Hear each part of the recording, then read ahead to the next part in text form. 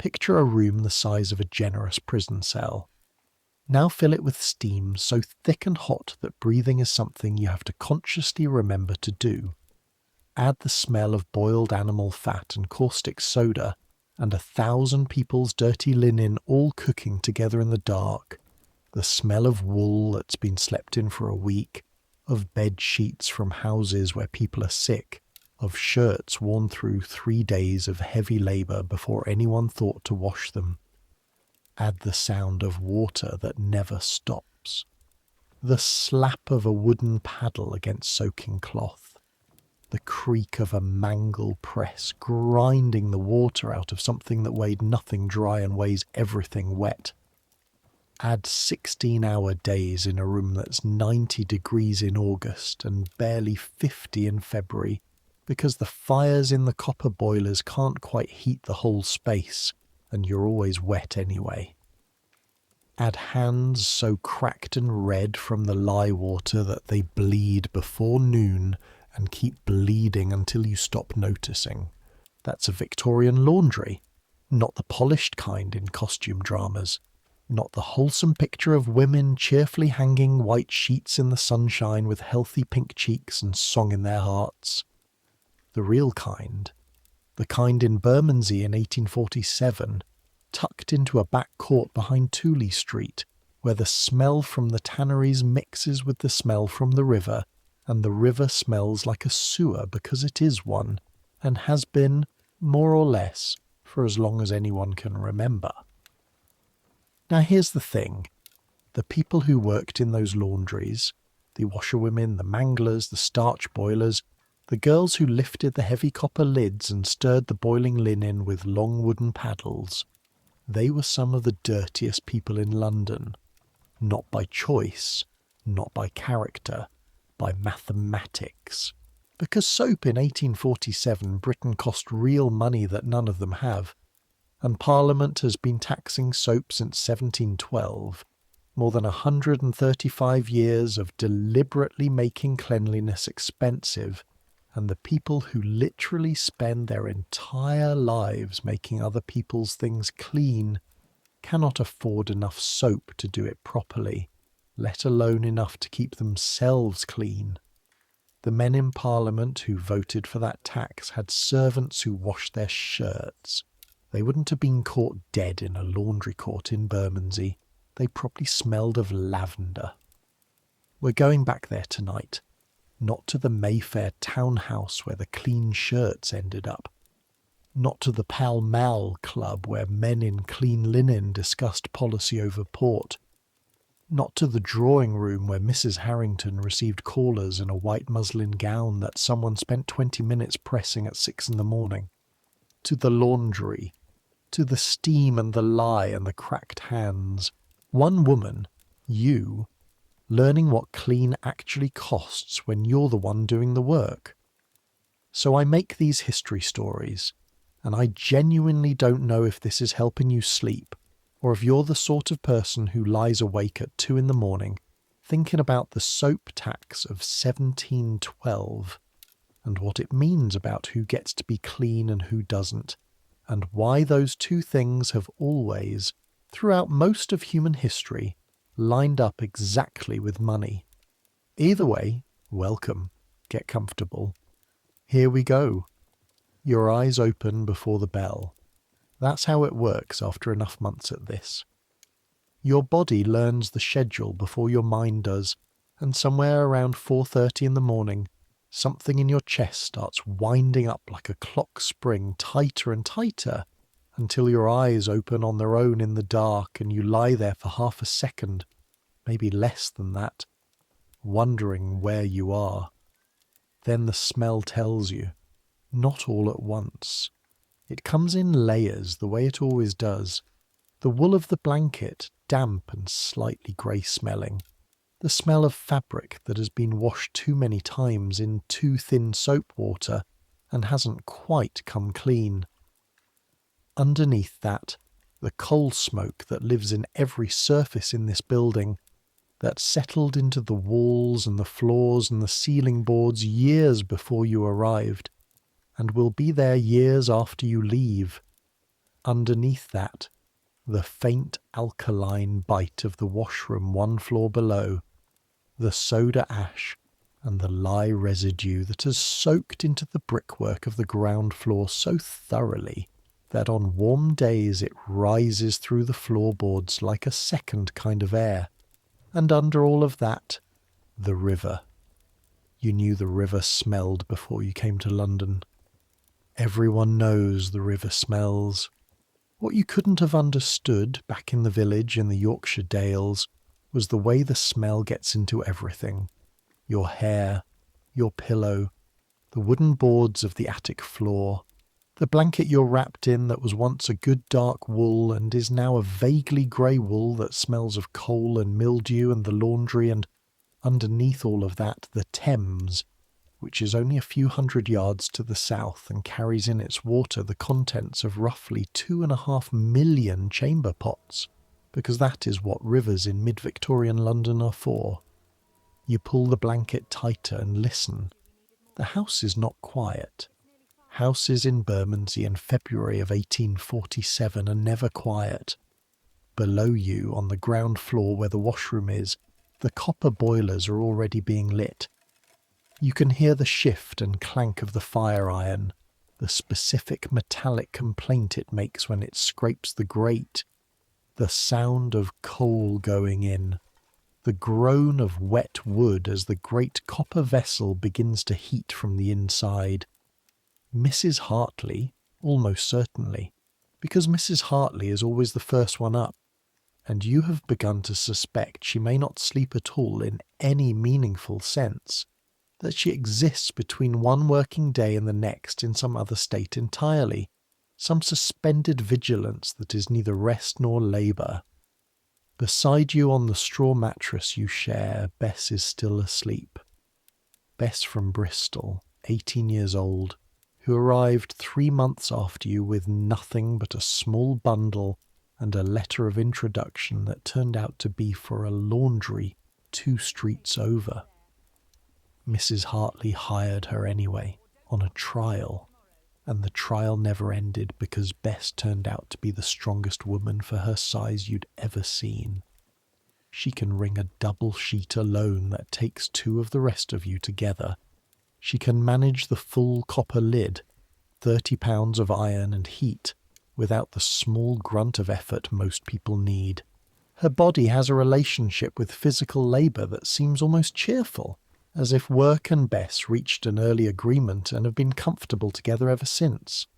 She's snoring very faintly. Her hands are curled under her cheek, and even in the dark you can see the state of them. Swollen at the knuckles, reddened across the palms, the skin between her fingers cracked and split in 3 or 4 places, the flesh underneath that raw, slightly shiny pink that means it's never quite had time to heal properly. Your hands look exactly the same. You can tell without looking, the way you can tell things about your own body when you've been paying careful attention to it out of necessity. There's a deep throb in your left index finger where the skin opened 2 days ago and won't close properly. And when you flex your hand slowly under the blanket, you can feel every crack in your palm like a map of small daily failures. The cold makes it worse. Cold makes the skin contract around the splits and the splits open slightly wider, and the ache goes from background to something more insistent. You get up anyway. The floor is cold under your bare feet, cold and slightly gritty, because the attic floor is never truly clean, and you've stopped trying to fight it. Your feet know the path to your clothes in the dark. 3 steps to the wooden peg on the wall, the rough, familiar shape of your dress, the apron folded underneath, the stockings that are always slightly damp because there is nowhere in this building that is truly dry. The dress is dark wool, practical, well past the point of having a describable colour. The apron is heavy canvas. You tie it over everything and wrap a shawl around your shoulders because the attic will be cold and the washroom will be hot, and the journey between the two will try to kill you with the temperature difference every single morning. Your hair you pin up and cover quickly in the dark by feel. You've gotten good at this. Hair is a hazard in a laundry. It catches in the mangle rollers, gets soaked in the boiling water, tangles in the washing lines, and if it touches the wrong piece of fine linen at the wrong moment, it leaves evidence that requires an explanation. Hair covered is one less problem, and this work has enough problems. 3 flights of stairs down. The first 2 past the rooms where Mrs. Hartley and Mr. Hartley sleep, past the small front room that serves as an office where she keeps her account books and her customer ledger, and the small locked tin box, past the scullery where the smell of last night's supper, barley soup, mostly water, still lingers in the cold air like a memory of warmth, and then the washroom door. You push it open, and the smell hits you like a wall you walked into deliberately. Not unpleasant exactly. It's what you've come to think of as the smell of work. Soda ash, the alkaline sharpness of it, that bite at the back of the throat, and hot water beginning to heat, and underneath that the first breathable traces of the tallow soap that Mrs. Hartley keeps in a locked wooden box on the shelf above the copper, and rations out like medicine, like something precious, like something that has to last because the next block costs real money that she has to calculate before she spends. Mrs. Hartley herself is standing at the copper, using a long wooden rod to stir the water inside. She's a large woman, 53 years old, built like someone who has spent 4 decades doing exactly this kind of work. Not stout exactly, but solid in the specific way that comes from consistent heavy labour, with the arms that mean business, and a back that means it too. Her forearms are extraordinary.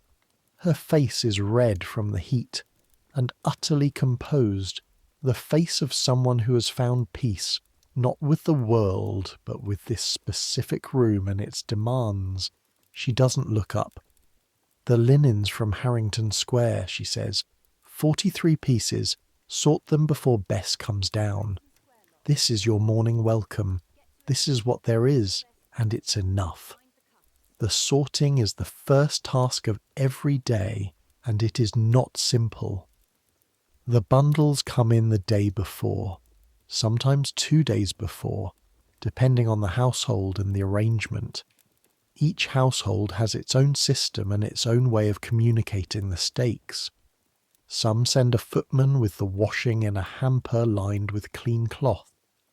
Some send it loose in a canvas sack with a list of contents pinned to the outside in housekeeping handwriting, small and precise. Some send it with instructions so detailed and so full of warnings about particular items that reading them takes longer than actually washing the items would. And you've learned to read quickly and retain completely, because Mrs. Hartley will ask and you must know. The Harrington Square bundle is one of those. 43 pieces. You lay them out on the long wooden table under the window, working quickly by the light of a single tallow candle, because the early February light hasn't started yet and won't for another hour. The candle makes the steam from the copper look golden, and the room look almost gentle. It's almost beautiful for about 30 seconds, and then you stop looking and start counting. Fine linen shirts, 8 of them. These belong to Mr. Harrington, who is a solicitor and cares deeply about his collars in the way that men who care about their professional standing always care about their collars.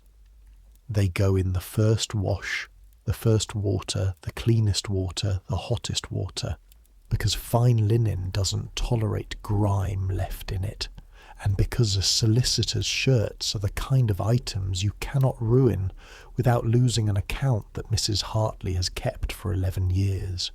Chemises, 6, also fine linen belonging to Mrs. Harrington, Go in with the shirts, pillowcases 12, fine cotton, the better ones with the drawn thread edging, and 2 pairs that are a heavier weave.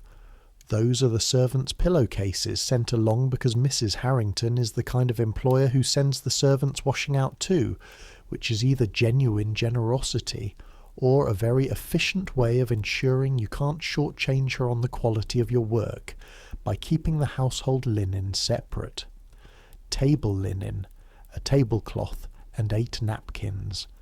Some of these have stains. You hold them up to the candle one by one and look. A wine stain, quite old, the kind that has already oxidized to a brownish purple at the edges and will fight you. A grease stain near one corner of the tablecloth, circular, from the bottom of a dish that sat too long. Something dark and irregular on one of the napkins that might be port, might be something else, and which you decide not to investigate too carefully in terms of origin. You set the stained things aside for special treatment and keep sorting. 1 sheet, 2 worsted petticoats, 14 stockings, fine cotton for the family, heavier wool for the servants, all mixed together at the bottom of the hamper, as if the household has a theory that sorting is your problem. Then the item that makes you stop. It's folded separately from everything else, wrapped in a piece of tissue paper with a note pinned to it. You open the note. Mrs. Hartley's handwriting answers you. This is a list she wrote after the footman's verbal instructions, which she always does when she's been given information she wants preserved exactly. You can tell by the careful spacing. The christening gown. 50 years old. Mrs. Harrington's grandmother's. Do not boil. Do not use too much soda. Handle with extreme care. Mrs. Harrington says if it tears she will not pay and will not return. You look at the gown for a moment, holding the tissue carefully. It's extraordinary, even in candlelight. Fine lawn, the very thin kind of linen that's almost transparent when held to light, with embroidery across the front in white thread, flowers and small formal leaves, the work of someone who spent weeks on it with eyes probably better than yours. There are lace insertions at the sleeves, the real handmade kind, each tiny loop connected to the next by a thread you could lose against a piece of white paper. The lace is Honiton, or something close to it. Point work, made by hand at a cottage in Devon or somewhere like it, 20 years before you were born. There is a stain on the front, of course there is. Someone has christened a baby in this gown recently, and the baby has, as babies do, expressed itself. You set the gown down very carefully. You look at the locked soap box on the shelf above the copper. Mrs. Hartley, from across the room, without turning. Not too much on that one. A dry cloth first, cold water, patience. Save the soap for the shirts. This is the lesson you've been learning for 10 months, spelled out in 3 words. Save the soap. The soap box contains, this morning, approximately 4 pounds of hard soap. This sounds like a reasonable amount until you understand the arithmetic of it. 43 pieces of washing, many of them already soiled, some heavily. The copper holds about 40 gallons of water. You're going to do at least 3 separate washes today, maybe 4, refilling the copper between them from the pump in the yard. 4 pounds of soap divided across everything that needs cleaning, divided again by the number of washes, comes out to a thin shaving of soap per wash, barely enough to produce a meaningful lather on its own. To stretch it, you add soda crystals. Washing soda. Sodium carbonate, which Mrs. Hartley buys in large quantities because it's considerably cheaper than soap and does part of the same work, softening the water and cutting grease. You add wood ash lye, which she makes herself from the ash of the washroom fire. soaked overnight in water and strained through a cloth until you have a liquid that smells sharp and eye-watering and turns the water soft. Both of these things help. Both do real work on fabric, but they are not soap. And there is a difference. Soap, real soap, the kind made from tallow and caustic lye and properly saponified, properly cured, properly handled, gets into fabric differently from anything else. It lifts grease out instead of just diluting it. It leaves a surface behind on the cloth that actually repels new dirt. It rinses clean. A shirt washed properly with good soap comes out differently from a shirt washed with soda crystals and ashlie. Whiter, somehow more substantial, as if the soap has put something back that the dirt took out. As if the fabric has been restored to itself rather than just cleaned. You know this because Agnes told you, but also because you can feel it with your hands. Fabric that's been properly soaped has a certain slip to it when you're working it against the washboard. A give, a response. Fabric that's been washed with substitutes is clean enough, technically clean, but slightly flat. There's a dullness to it that good customers notice even if they can't name what they're noticing. The Harrington household notices. Mrs. Hartley has been doing their washing for 11 years, and Mrs. Harrington has complained twice in those 11 years about quality. Once in 1842, when the soap ration got particularly tight, and once last spring when an inferior shipment got mixed into their usual supply. Both times the complaint arrived through a footman, carefully worded, devastating in its casualness. Mrs. Harrington wonders if perhaps the shirts have been washed with something different recently. Both times Mrs. Hartley responded to the complaint by cutting back somewhere else. Less soap for the servants' things, more soda crystals in the early washes. Work the fabric harder on the board to compensate for the chemistry doing less. More labour, less soap. That's the calculation that runs through this place like a thread through a needle. Always more labour to make up for what you can't afford to buy. Bess comes down at 5:30, still pulling her hair into its covering, still half asleep in the way Bess is half asleep. Energetically, with a quality of latent capability that suggests waking up is mostly just shifting gears rather than fundamentally changing state. She looks at the sorted piles on the table, and at the christening gown in its tissue paper, and at your face. And she makes a sound that isn't quite a word, but communicates everything precisely. The gown, you confirm. She makes the sound again. Agnes arrives last, which is her right, because she's been doing this since before either of you was born and has earned some small indulgences. Agnes Wren, 44 years old, born in Southwark and unlikely to die anywhere else, with a back that bends slightly wrong from decades at the washboard, and hands that look like something carved from old bark. The bark of a tree that's been in all weathers, smooth in some places and deeply fissured in others, capable but marked. Agnes, who on your first day here held up a piece of Mrs. Harrington's fine linen in the window light, let you look at it properly and said, "That sheet will outlive you. It will outlive me. It has already outlived the woman who embroidered the corners. You treat it accordingly." Agnes looks at the christening gown, looks at the stain, looks at you.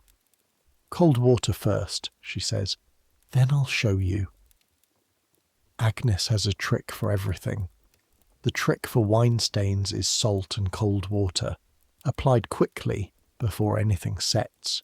The trick for grease is Fuller's earth, a pale, soft clay that pulls oil out of fabric when you press it in damp and leave it to dry completely.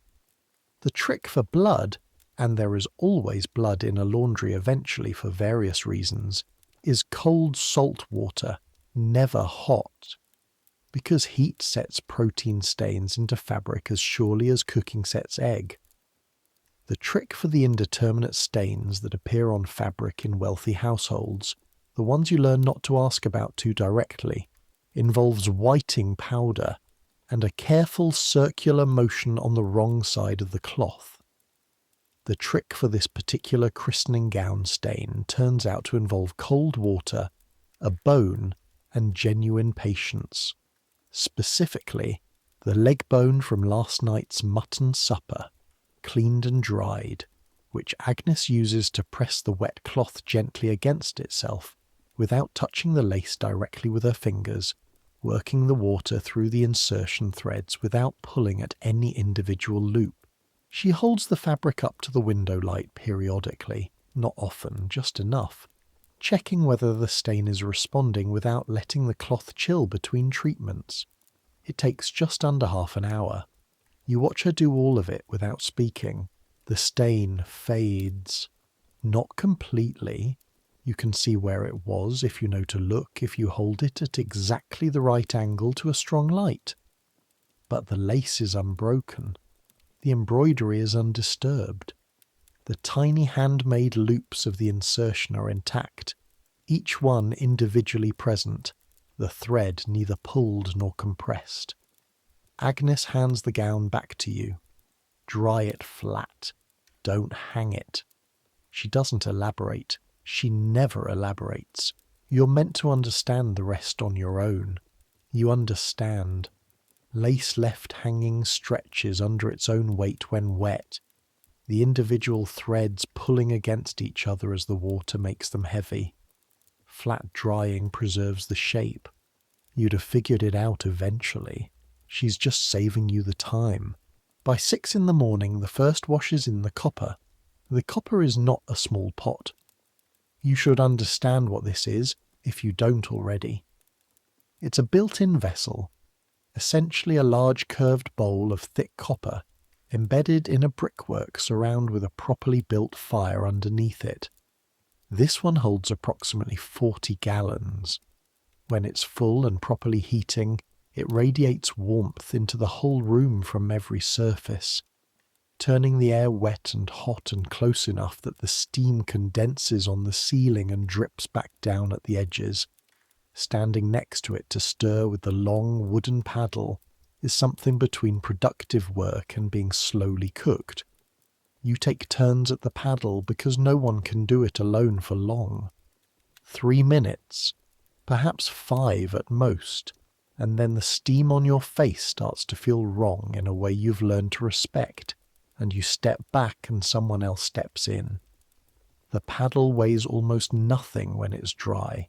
After one person's turn, soaked with water from the plunging and stirring, it gains a significant additional weight, enough that your second and third turns of the morning feel different from your first. Your arms know the difference. Your shoulders know it even more specifically. You have to keep the motion going to prevent the linen from settling to the bottom and scorching on the copper. Scorched linen is a disaster. Brown marks that won't come out under any circumstances, that you have to pay for from wages you haven't earned yet. Scorched linen is why the copper always has someone watching it, someone with their full attention on it, not doing 2 things at once.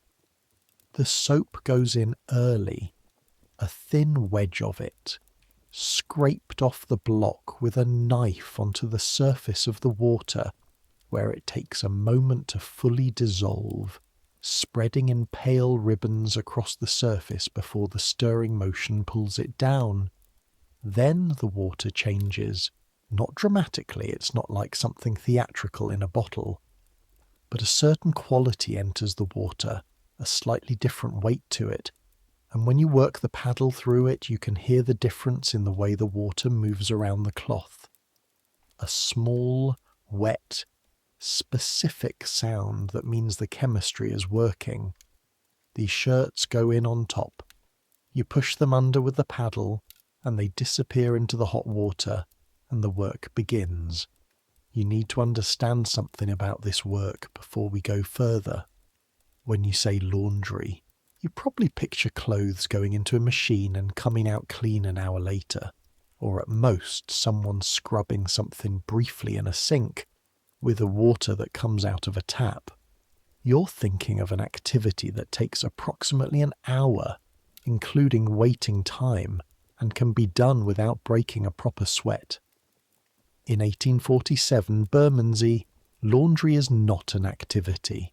It's trade, a physical discipline, something closer in its demand on the body to what people in a later century might call athletic training than anything they'd recognise as housework.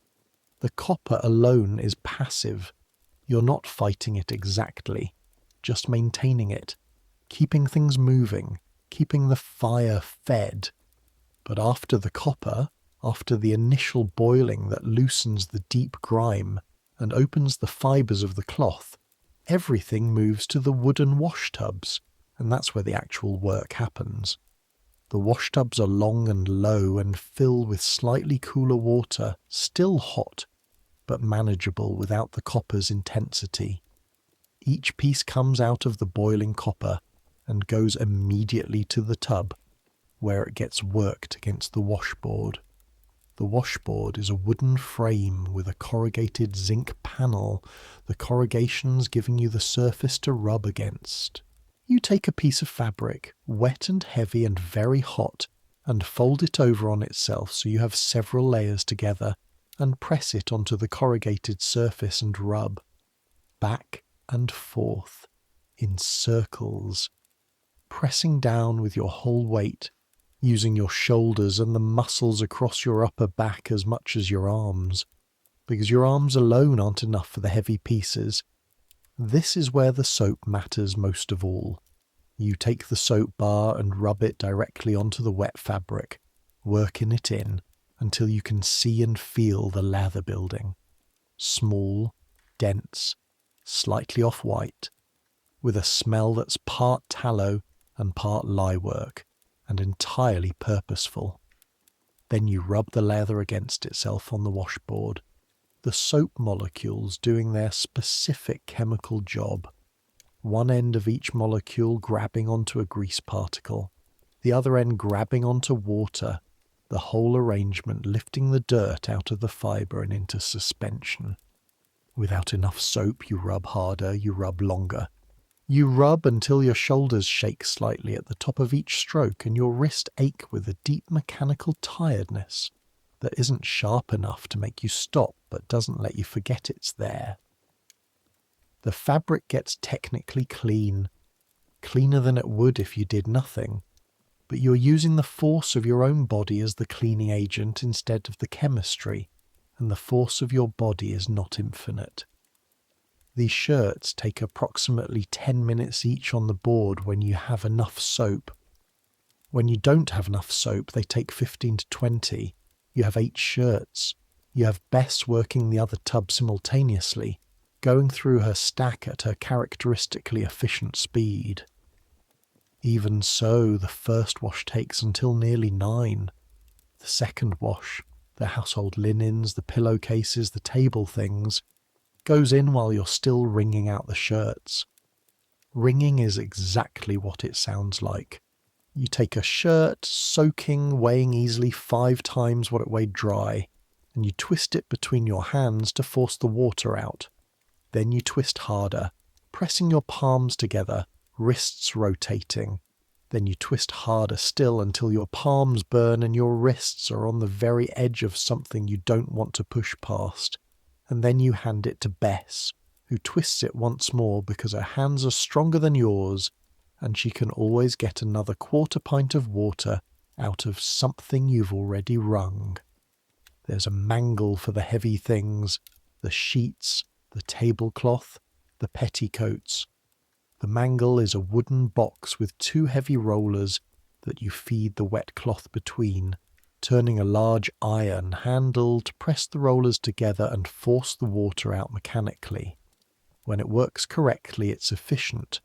When the rollers aren't adjusted with precision, it leaves marks.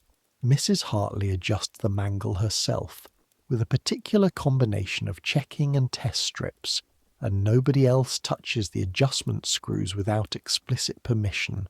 The squeezed linen goes out to the lines in the narrow yard behind the washroom, which are already occupied by the remnants of yesterday's work. A few pieces that weren't quite dry when the light failed. On a February morning with the cold still sharp and a sky that isn't committing to anything so definite as sunshine, drying will be slow. The things on the line are stiff, almost frozen. You take them in and replace them with the shirts. The cold outside is a relief for exactly 30 seconds. Then you're back inside, and the steam wraps around you again and the relief is gone. The soap runs out at 9:30. Not completely. There are still scraps in the box, pale yellow flakes that Mrs. Hartley will scrape together later and melt down with water and pour into a mould to harden again, because not a crumb goes to waste in this house. But the working portion, the piece big enough to actually rub directly onto fabric, is gone. You switch to soda crystals and extra wood ash lye for the second wash. The water turns a different colour, greyer, with a slight chalky quality in the light. The feel of it on your hands changes immediately. Where the soap water had a certain slip to it, a slight cushion between your skin and the alkaline water, this water has a dryness that starts pulling at the skin on your palms almost immediately, the way cold dry air pulls at it. Your hands feel tight. The crack on your left index finger opens again when you start on the second batch. You feel it open, a tiny specific tug that means the skin has given way.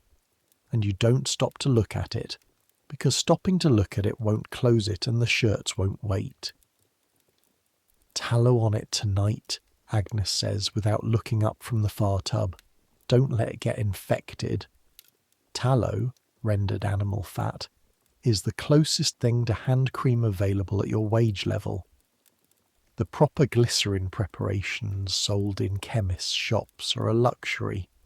Tallow is what soap is made from, and also what you put on your hands when soap's work on them becomes visible in ways that worry Agnes. You nod and keep going. By 11 o'clock the christening gown is dry and pressed. Agnes does the pressing herself, with a flat iron heated on the washroom stove, using a piece of fine cotton as a pressing cloth so the iron never touches the lace directly. She checks the iron temperature on the inside of her forearm, not the back of her hand, where the skin is too callous to give accurate information, but the inside of her forearm where it remains sensitive.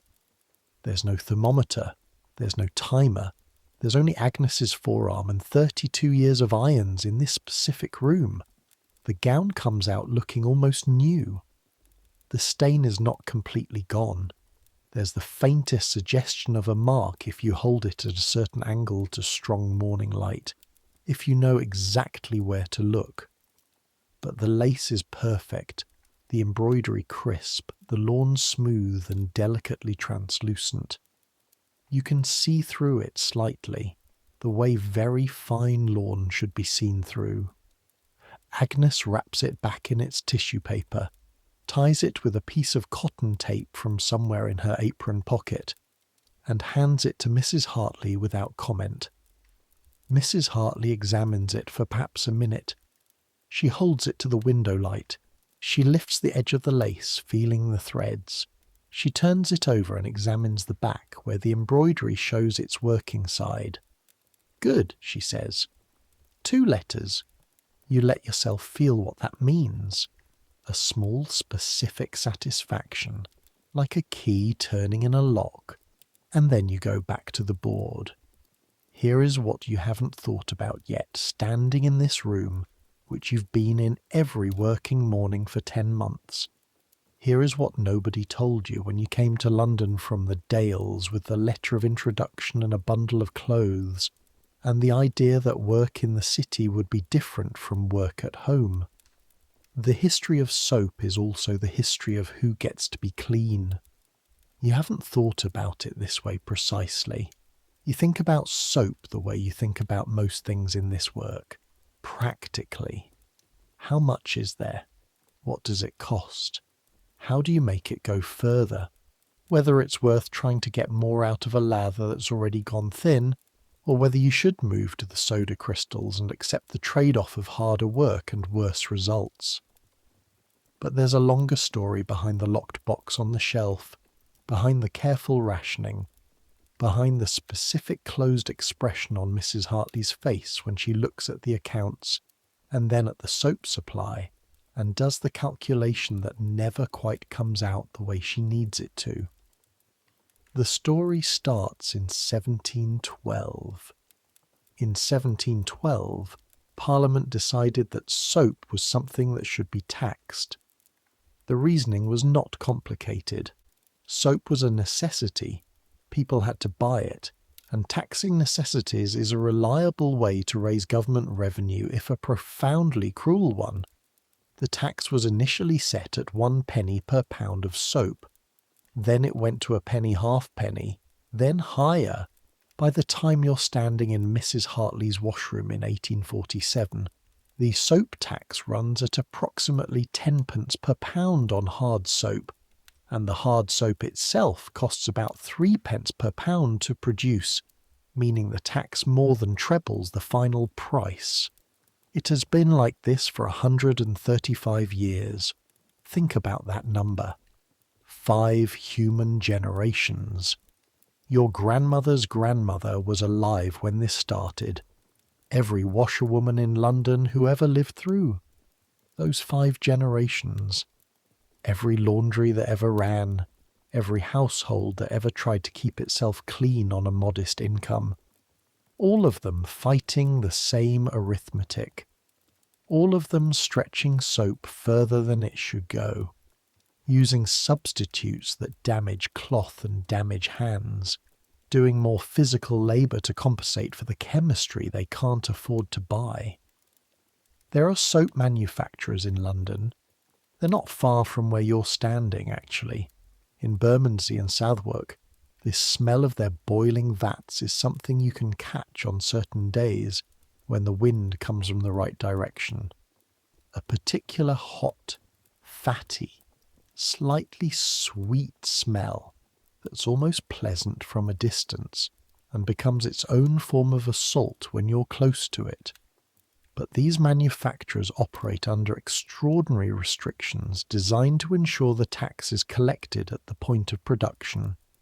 Their premises are locked at night by officers of the Crown. Actual government officers, called excise men, who hold the keys to the soapworks and let themselves in each morning after verifying that no illegal soap making happened while they were gone. The soap makers must keep meticulous records of every pound they produce.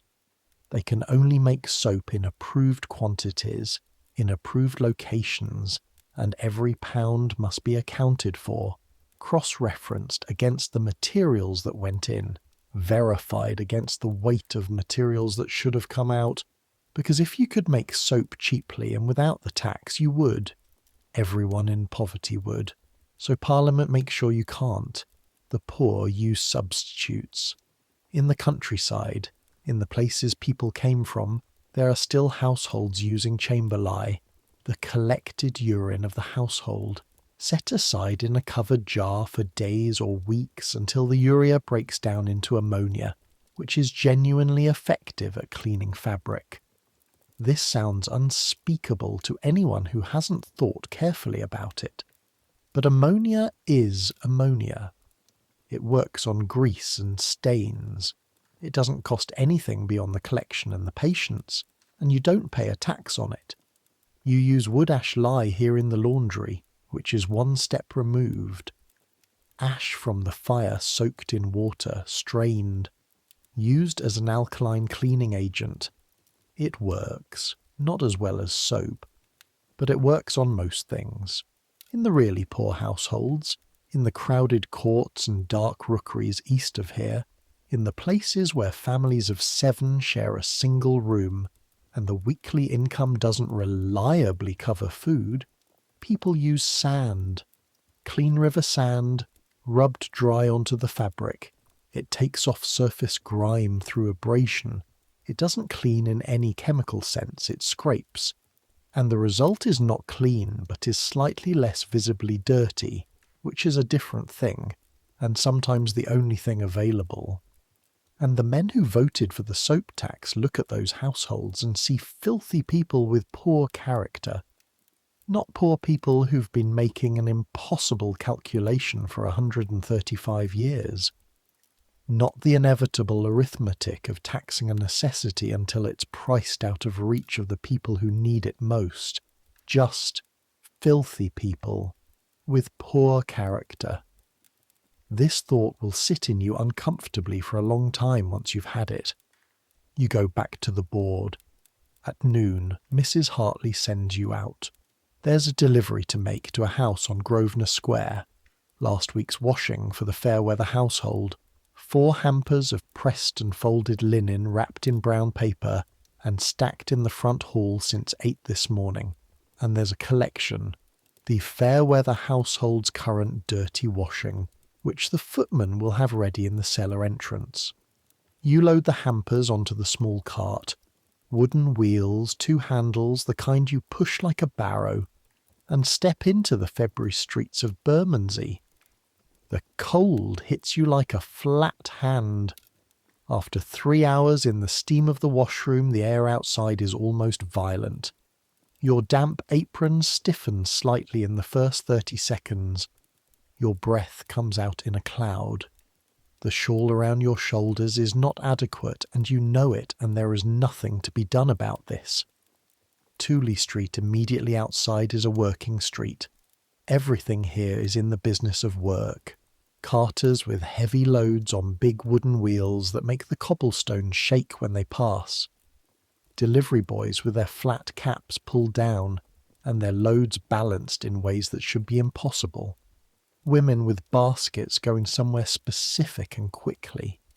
Men who look like they've been doing manual labour since they were 10 years old and will be doing it until they fall down, and someone decides what to do with them. These sounds are a constant weave. Iron wheels on stone sets, the shouting of drivers urging horses through impossible gaps, the ongoing territorial argument between the man who sells shellfish from a barrow at the corner and the carter who keeps blocking his pitch. You know this street now. You didn't at the beginning. In the beginning, London was overwhelming in the way a wave is overwhelming.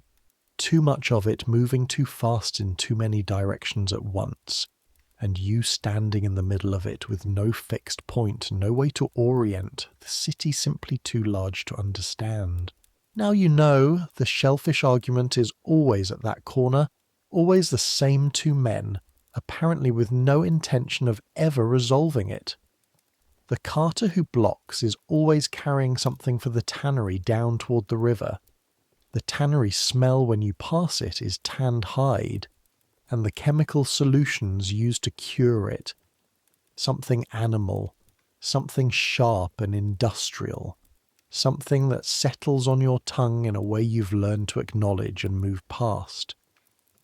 Past the tannery, the smell shifts again to the river itself. At low tide, that smell has distinct layers. Something brackish at the top, something vegetative beneath that, and beneath all of it the deep biological reality of what the Thames contains. This is a city of 2.5 million people, and the river is where everything goes. The waste from the households, the waste from the manufactories, the waste from the slaughterhouses, the animal remains from the tanneries. It all goes to the river, and the river, being a river, simply holds it. You turn north, away from the river, and begin working toward London Bridge. London Bridge is not what it was. The medieval version, the famous one, the one with houses on it, and heads of traitors above the gatehouse, and the mill race under the arches that drove boats mad and occasionally killed them. That was gone before your grandmother's time. This one is the new London Bridge, opened in 1831, built of Aberdeen granite, clean lines, 5 arches, handsome in the way large engineering projects are handsome when they're confident. You approach it from the south end, joining the stream of foot traffic and carts heading north. The road across is crowded mid-morning, always crowded. There's a pair of hackney coaches trying to pass each other in opposite directions, and neither driver willing to back up, and the resulting standstill is working its way down both sides of the bridge in a way that makes the morning feel slightly more biblical than it needs to be. You push your cart to the outside, close to the stone parapet, and look at the river while you wait for a gap to open. The Thames, from the middle of the bridge, is impressive and awful at the same time.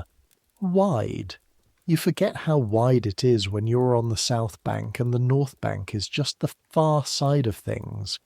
From the middle of the bridge you can see both banks simultaneously, and the distance between them is enough to make the buildings on each side look briefly small, which is something, given what Victorian London's buildings generally think of themselves. The traffic on the water is extraordinary even at this hour. Barges and wherries and steam tugs pulling loaded coal vessels upstream, sailing ships anchored midstream waiting for a favourable tide to bring them to the wharves. The steam tugs make the whole scene feel slightly wrong in a way you haven't quite gotten used to. These black smoking mechanical things moving through a landscape of sail that's been essentially unchanged for centuries. You've been here less than a year and can already see the world changing, and you don't know what to do with that observation, so you push the cart across the bridge and into the city. The city of London is different from Bermondsey, the way a cathedral is different from a barn. Both are buildings. Only one of them is trying to communicate something about itself. These are tall, narrow, imposing buildings, stone and good brick, counting houses and banks and the offices of trading companies that deal in things you can barely name, things from places connected to England by 6 months of ocean. The men on these streets are dressed better than you. The streets themselves are cleaner. The air is still London air. There's no escaping that particular sky. But the variety of smell here is coal smoke and paper, and something like the intention of money, which is not quite a smell but is detectable. You don't dawdle in the city. You push northwest, and the streets widen as you go, and the buildings change character from commerce to residence. Large, white-fronted, confident houses set back from streets that have been specifically designed to allow coaches to turn with dignity. Streets where the house fronts are pristine because there is staff responsible for the house fronts, where the pavements are swept because a footman sweeps them at 6:30 every morning, where the iron railings have no rust because rust on the railings is dealt with before it becomes visible. But you're not going directly to Grosvenor Square. Not yet. There's something on New Bond Street that you've been passing for months, and today for the first time you slow the cart in front of it. A soap shop. The display in the window has been arranged the way a jeweller arranges a display, with some art, some thought given to what catches the eye. Bars of soap in a pyramid, the way a greengrocer arranges apples. White bars and cream bars and pale yellow bars, some stamped with the maker's name and a small impressed mark, some with decorative impressions. A flower, a crown, a curving script initial. Round balls of soap and tablets of soap, and a tall rectangular block meant to be sliced to order. In the rear of the display a small sign indicating the price of the finest article. Windsor soap, the milled kind, the same variety made for the royal household, scented with something floral you can't quite identify through the glass. The price on the sign is 3 shillings and 6pence. For £1/4, 4 ounces. You earn 6 shillings a week. You live in Mrs. Hartley's house and eat her food as part of the arrangement, so it's not as bare as it sounds in isolation.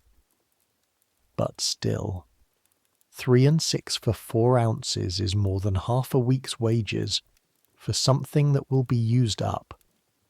Mrs. Hartley buys her soap from a commercial supplier on Southwark Street, the kind that comes in large blocks with no particular name and no scent beyond the functional.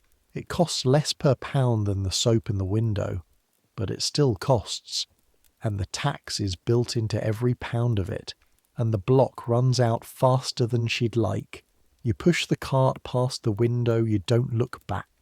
The Fairweather house is 4 floors of white stucco with a black painted iron fence in front and a small flag above the door on which, for reasons you've never understood, a small pennant flies on most days.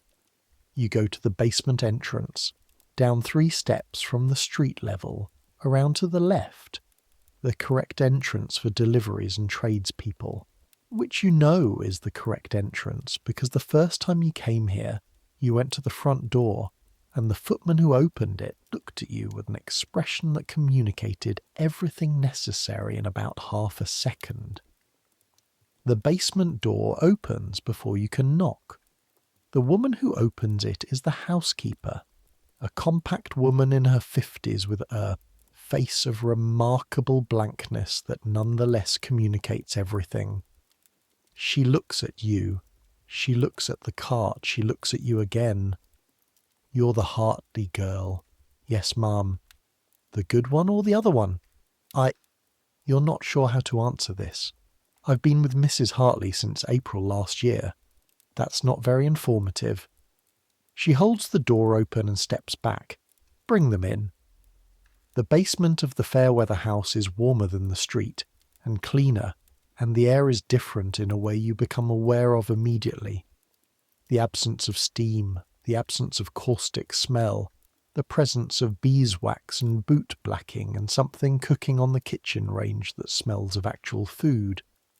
Beef, probably, with onions.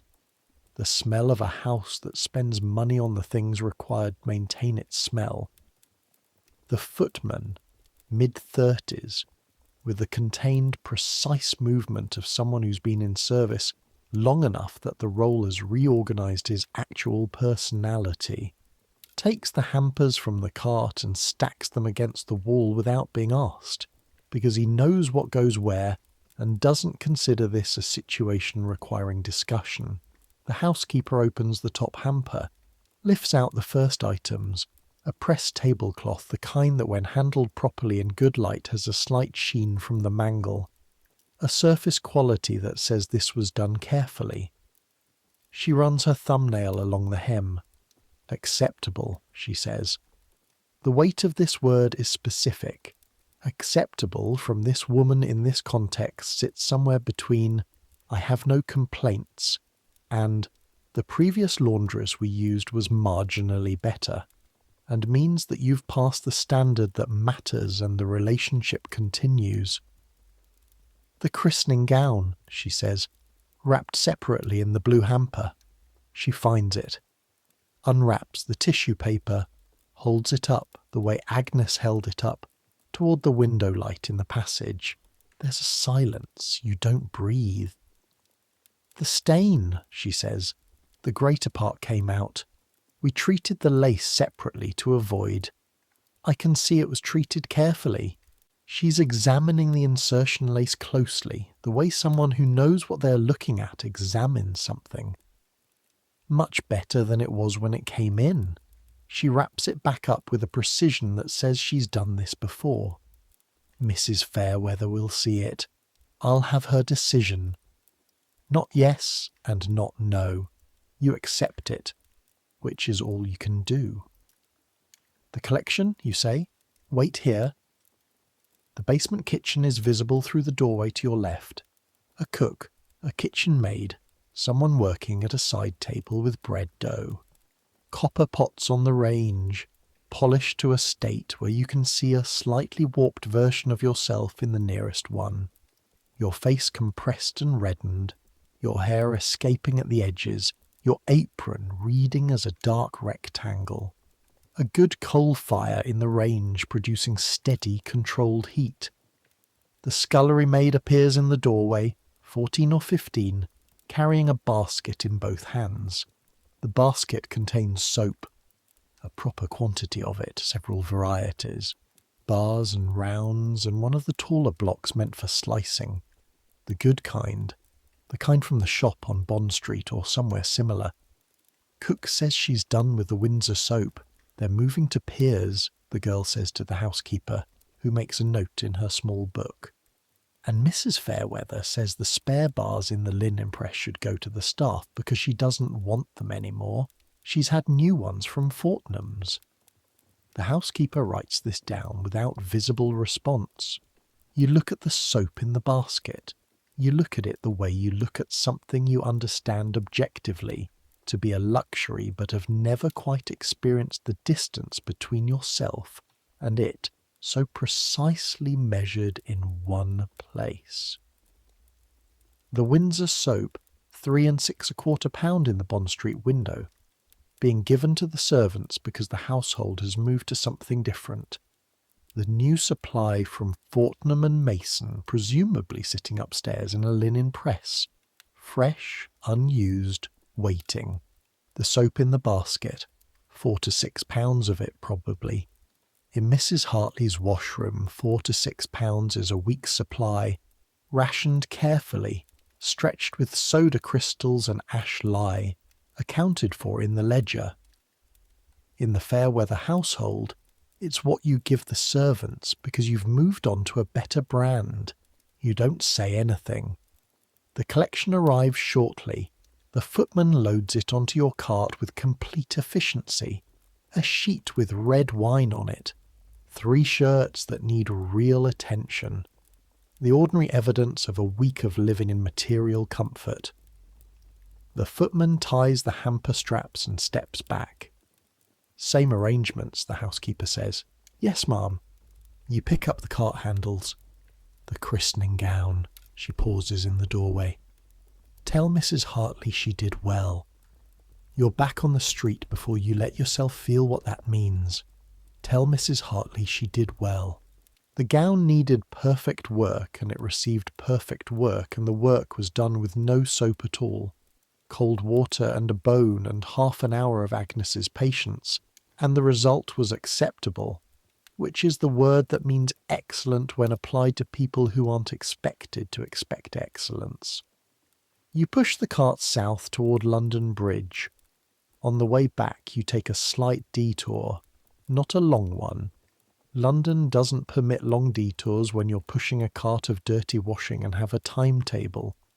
But Agnes mentioned something once, months ago, and you filed it away, and today seems like the day to use it. Agnes's husband worked in a soap boilers operation near the borough for 12 years before his hands gave out. She mentioned it once in the evenings, in the specific way she mentions things she considers factual rather than personal, as information, not as feeling. You've been meaning to find the place since she said it. The smell finds you before the building does. Hot animal fat. Caustic lye. A specific combination that occupies the back of your throat and doesn't leave quickly. The building is brick, not large, with a chimney producing a steady stream of smoke, and a wooden sign above the door that's faded past legibility. The door is open. It's always open, the heat inside being what it is, and you stop the cart outside and look in. The man nearest the door, young, perhaps 22, with arms that make sense in context, looks up, registers you as someone who's not an excise officer and not a customer of any particularly useful kind, and goes back to what he's doing. What he's doing is stirring an iron cauldron. This cauldron, the fat pattern you think is the correct term, holds what looks like several hundred pounds of rendered tallow at full heat. Liquid animal fat, cleared of impurities, ready for what comes next. The tallow is the base material of most common soap, the fat from cattle and sheep, rendered, purified, and now waiting to meet the lye solution that will transform it. The chemistry of this is ancient. There's a recipe for soap found in ancient Babylon from 4,000 years ago that is essentially this same process. Fat, ash water, heat. The ratio matters, the temperature matters, the quality of both ingredients matters. But the fundamental reaction, the molecule of fat breaking apart and bonding to the alkali in a new arrangement, is old enough that whoever discovered it didn't know they were discovering chemistry. They were just noticing what happened when certain things combined and got hot enough together. An older man seeing you looking properly now looks back. Something you need? I know Agnes Wren, you say. Her husband worked here. The man's expression shifts. Sam Wren, before his hands. Yes. Agnes still at the laundry on Thule? Yes. He nods, in the way people nod when they're thinking about time and the people who've stayed in their places while time moved around them. Then, come in, quick. His name is Thomas Briggs. 31 years in this soap works, starting at 15 as an apprentice. He knows soap the way Agnes knows linen, completely, practically, without any of the romance that comes from looking at something from a comfortable distance. He shows you the process. The tallow comes in from slaughterhouses and butchers, Smithfield mostly, or the smaller operations that send it out in barrels.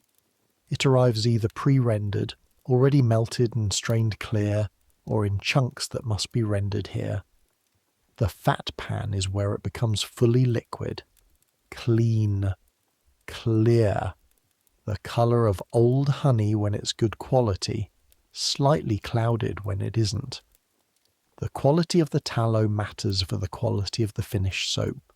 Old tallow with rancidity beginning in it, makes soap with a smell that you can't always detect before it goes onto the cloth, but can sometimes smell afterward, faintly, the way something wrong makes itself known eventually.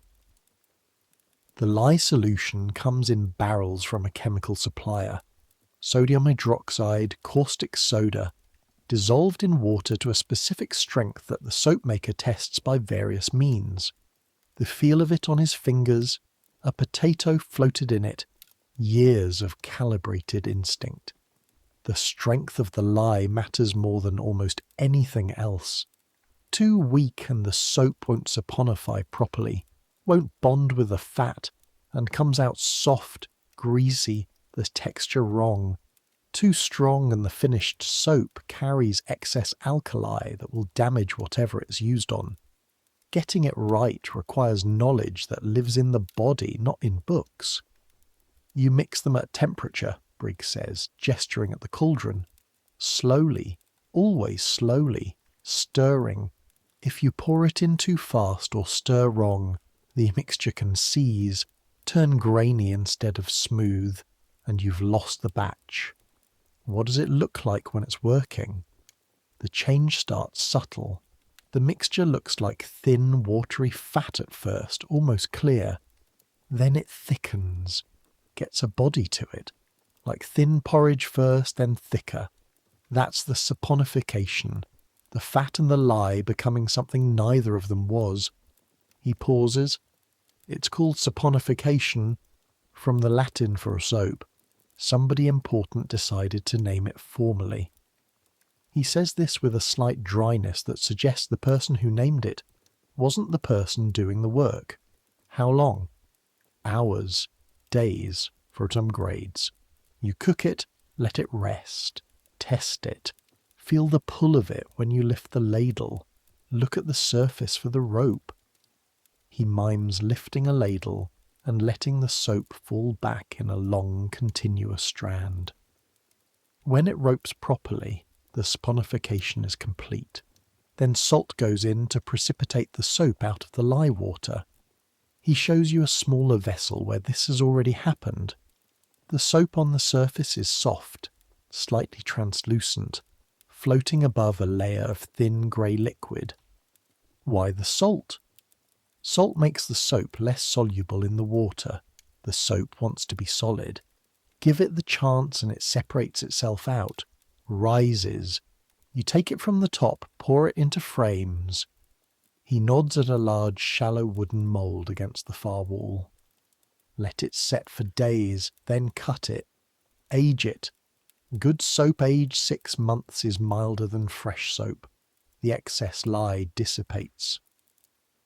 The man with the wire is cutting a cooled slab of soap into bars, working along a stretched length of wire in steady parallel cuts, the bars falling away each side with the specific sound of something dense and slightly waxy separating cleanly. And the excise officer, you say. He looks at you. 10p a pound on hard soap, plus the officer's time, plus the ledger, the locked premises. You've been paying attention, he says. Mrs. Hartley pays attention. I pay attention to Mrs. Hartley. He's quiet for a moment, picking up one of the bars from the slab and examining it. A habit, it seems, looking at every bar as if he might find something to object to. He never seems to find anything, but he looks anyway. We can't produce more than we can account for exactly, he says, which means we can't run a truly efficient operation, because efficiency requires some flexibility. Some running ahead when conditions are right, some adjusting when they're not, and the Crown doesn't allow for flexibility. Every pound in, every pound out, every pound taxed. The officer sees the numbers, checks them against what went in. If they don't match, he sets the bar down. Do people try, you ask? Making it without people try. The penalties are severe when you're caught. Fine, loss of licence, sometimes prison. He picks up another bar, holds it to the light from the door. And the officers are thorough. They're good at their job. You'd be surprised how many ways they've developed to verify a batch. It's not a system with easy holes in it. He pauses. There are people who find the holes, there always are. But most of us... He gestures at the room. The cauldron, the cutting slab, the ledger on its stand, the morning's batch drying in its frames. A human being made the tax, he says. Not with bitterness, just with the specificity of someone stating geography. A human being can unmake it. The people who can't afford soap because of the tax, those aren't the sky. Those aren't weather. Those are a choice someone made. You look at the soap drying in the frames. How much longer, you ask, before they change it? Couldn't tell you. I've heard things, same as anyone. But I've been hearing things for years.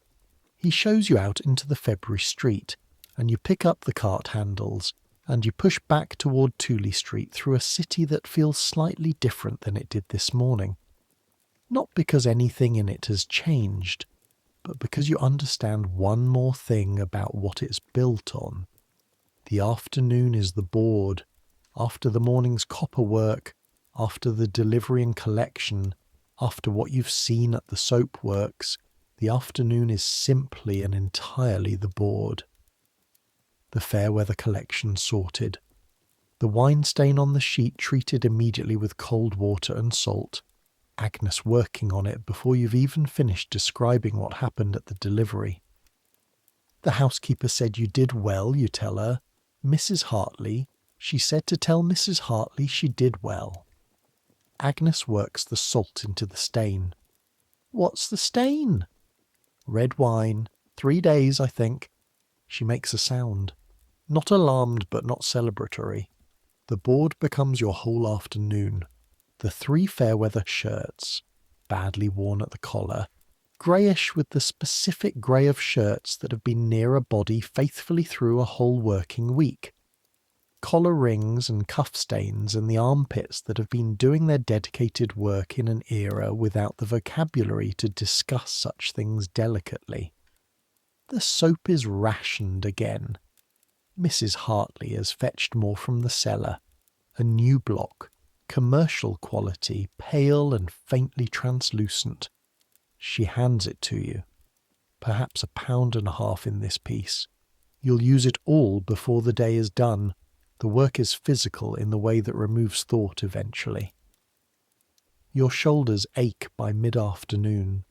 Not sharply, not urgently, just that deep, specific tiredness of muscles that have been working continuously for 9 hours and are communicating this information very calmly, without drama, the way a patient person tells you something they've said before. Your wrists work mechanically. The washboard does what the washboard does. There's a rhythm when you stop fighting the demands of the work and let them in. Board and water and pressure and rinse. The fabric moving through your hands telling you things. This part needs more pressure. This part is almost clean. This part has a different kind of dirt in it that needs different treatment. Your hands know this before your mind consciously registers it. They've been learning. Bess works the other tub, humming something tuneless that she does every afternoon, and which you've stopped noticing, which means it's become part of the room rather than an intrusion. Outside, the light goes from pale winter afternoon to grey that's getting darker, to gone. You work in lamplight after 4. At 6, Mrs. Hartley calls the working day. Enough. That word has its specific weight. In a laundry, enough means exactly what it says. Not done, because done is almost never reached. But this is as far as the day can go, and here we stop. There is always more.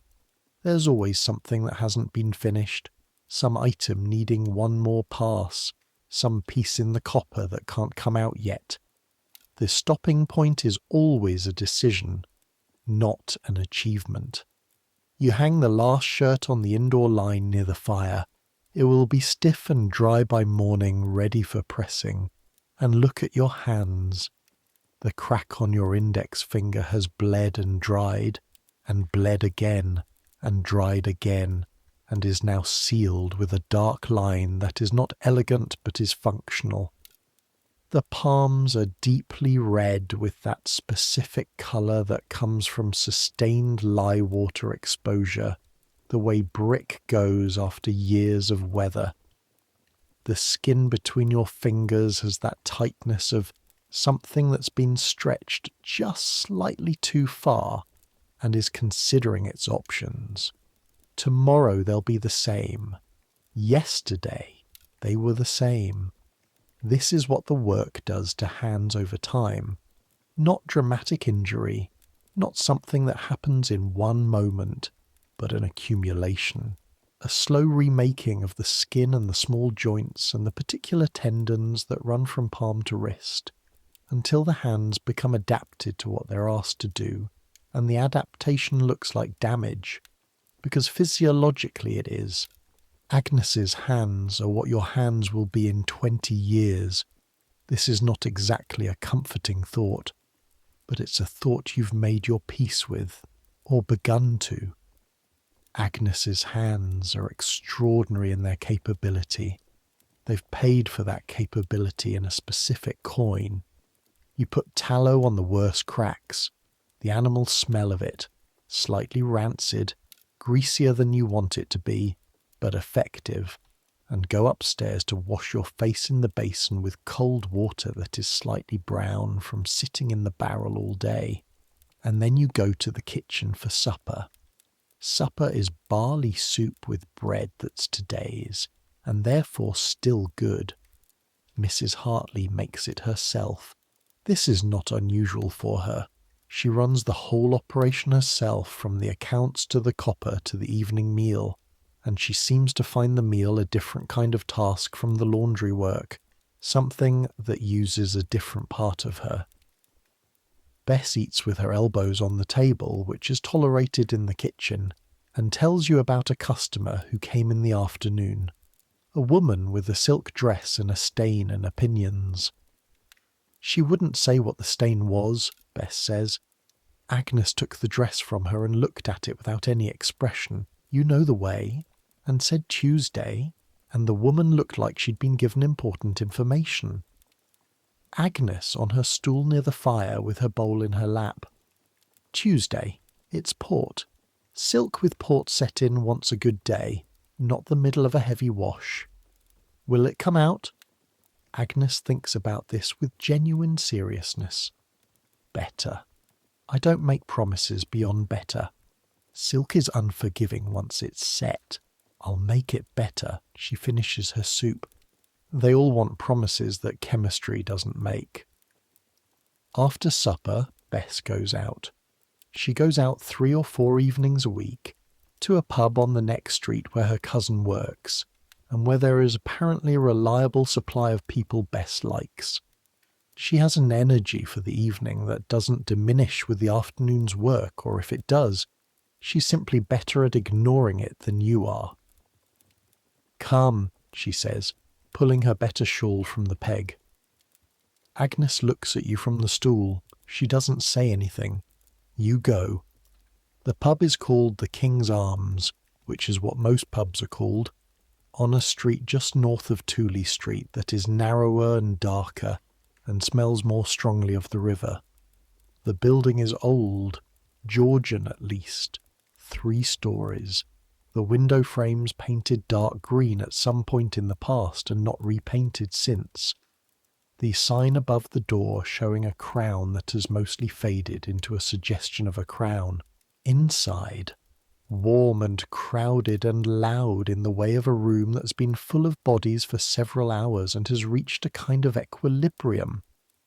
Low ceiling blackened by decades of pipe smoke. Oil lamps on the walls making the smoke visible as a yellow haze. The sounds are a constant roar of simultaneous conversations, none of them separable, all of them urgent. Bess navigates the room the way she navigates everything, confidently, with the assumption that space will open for her if she moves toward it, which it does. Her cousin behind the bar produces 2 cups of something darker than usual without being asked. Essex ale, Bess says. The cousin gets the good stuff. The ale is darker than you usually encounter, and tastes of something malty and properly bitter, thicker than the watered-down variety that's usually available at this price.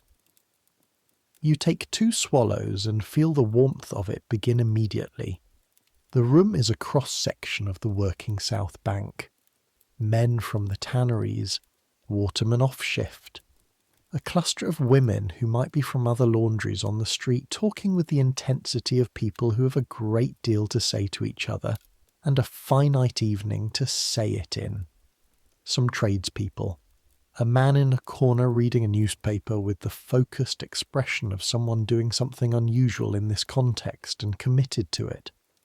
Near you, 2 women from somewhere nearby. Soap again. Mary Ellen says she got half a block this whole week. Half a block for 4 shirts and 2 sheets and the chemises. You can't. They should just repeal it. Everyone says they should. Everyone knows it's wrong. Well, they won't, will they? Because it's revenue, and revenue is what the government needs, and the government would rather tax our soap than tax the people who can actually. They've noticed you listening and lower their voices. You look away toward the bar. You weren't deliberately listening, but the topic found you anyway, the way it keeps finding you. An older man is sitting against the wall not far from where you're standing. He's been there since before you arrived. You were peripherally aware of him without looking directly. Somewhere between 55 and 70. Face of considerable topography, hands around a cup that's been empty for a while. He looks up and sees you looking at the cup. Not asking, he says, not unfriendly, just factual. I wasn't offering, I was noticing. Noticing is polite. He looks at your hands. You're from the Hartley laundry. You know Mrs. Hartley? I know everyone in a 4-street radius. 50 years in this specific 4 streets. He nods at your hands. Lye water. That particular red. The pattern of the cracks.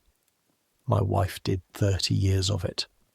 Past tense, you say carefully. Past tense, he confirms.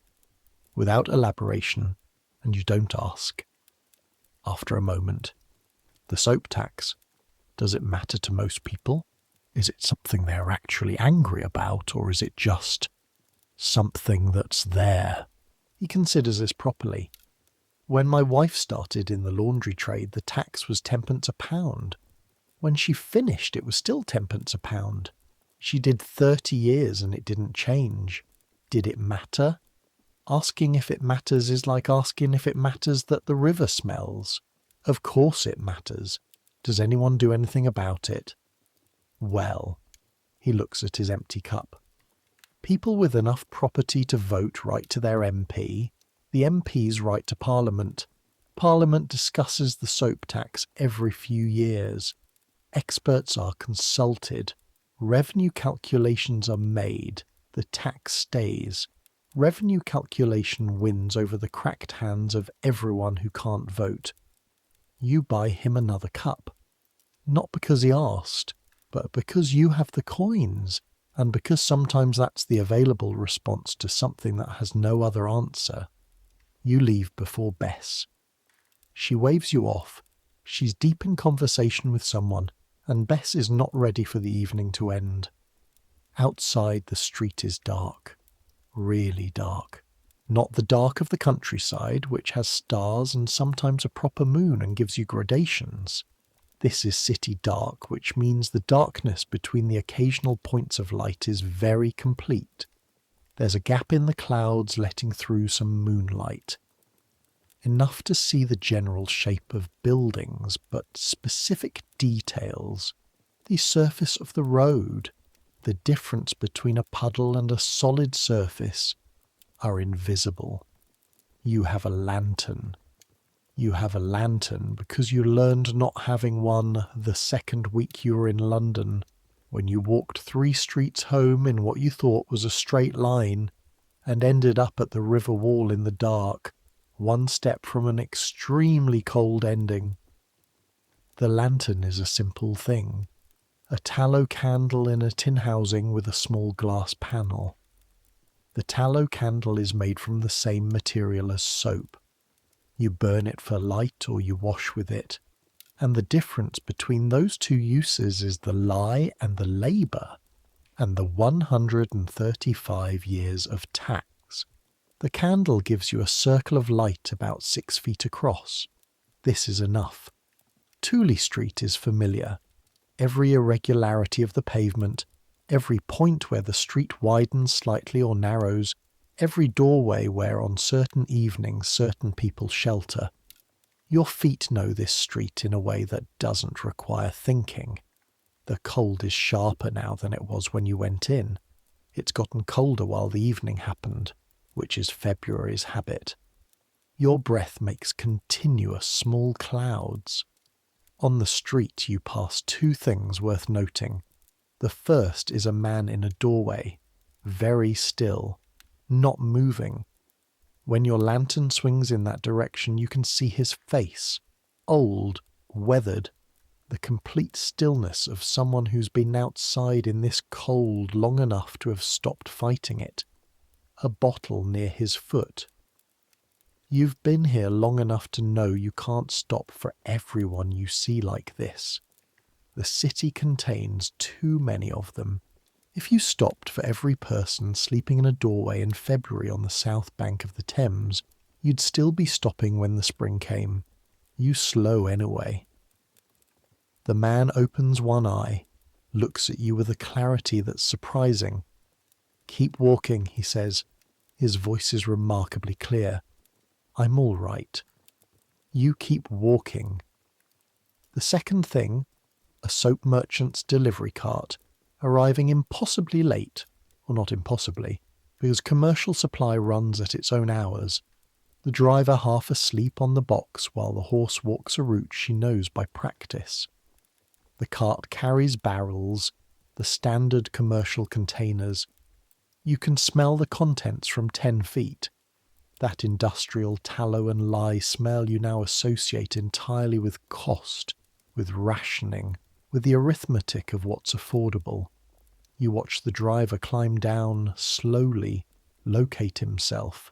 Begin the process of unloading with the resigned efficiency of someone doing a thing for the 1,000th time. A barrel of soft soap, £50 maybe. At the current tax rate, the tax component of that barrel is enough money to pay a washerwoman for more than a week. You go home. The house is quiet. The Hartley's light is out. Agnes's door has a warmth under it, a dying fire in her small grate. The attic room is cold, but not as cold as outside. You take your boots off, leave your dress on, pull the blanket up. Below you, somewhere in the building, a floorboard settles. The sound a building makes when it's been warm all day and is releasing it in the night. Outside, the city, never fully silent. A cart somewhere distant over the bridge. A dog in the systematic kind of barking that means it's heard something and is being professional about informing the neighbourhood. A boat on the river. A brief horn note marking a navigation point. These sounds are familiar now. They're what the air does at this hour. They're part of the room the same way the smell of the building is part of the room. Your hands throb, but distantly now, the tallow on the worst places having taken the edge off. Your shoulders ache with the particular satisfaction of muscles that have been used completely and are now being left in peace.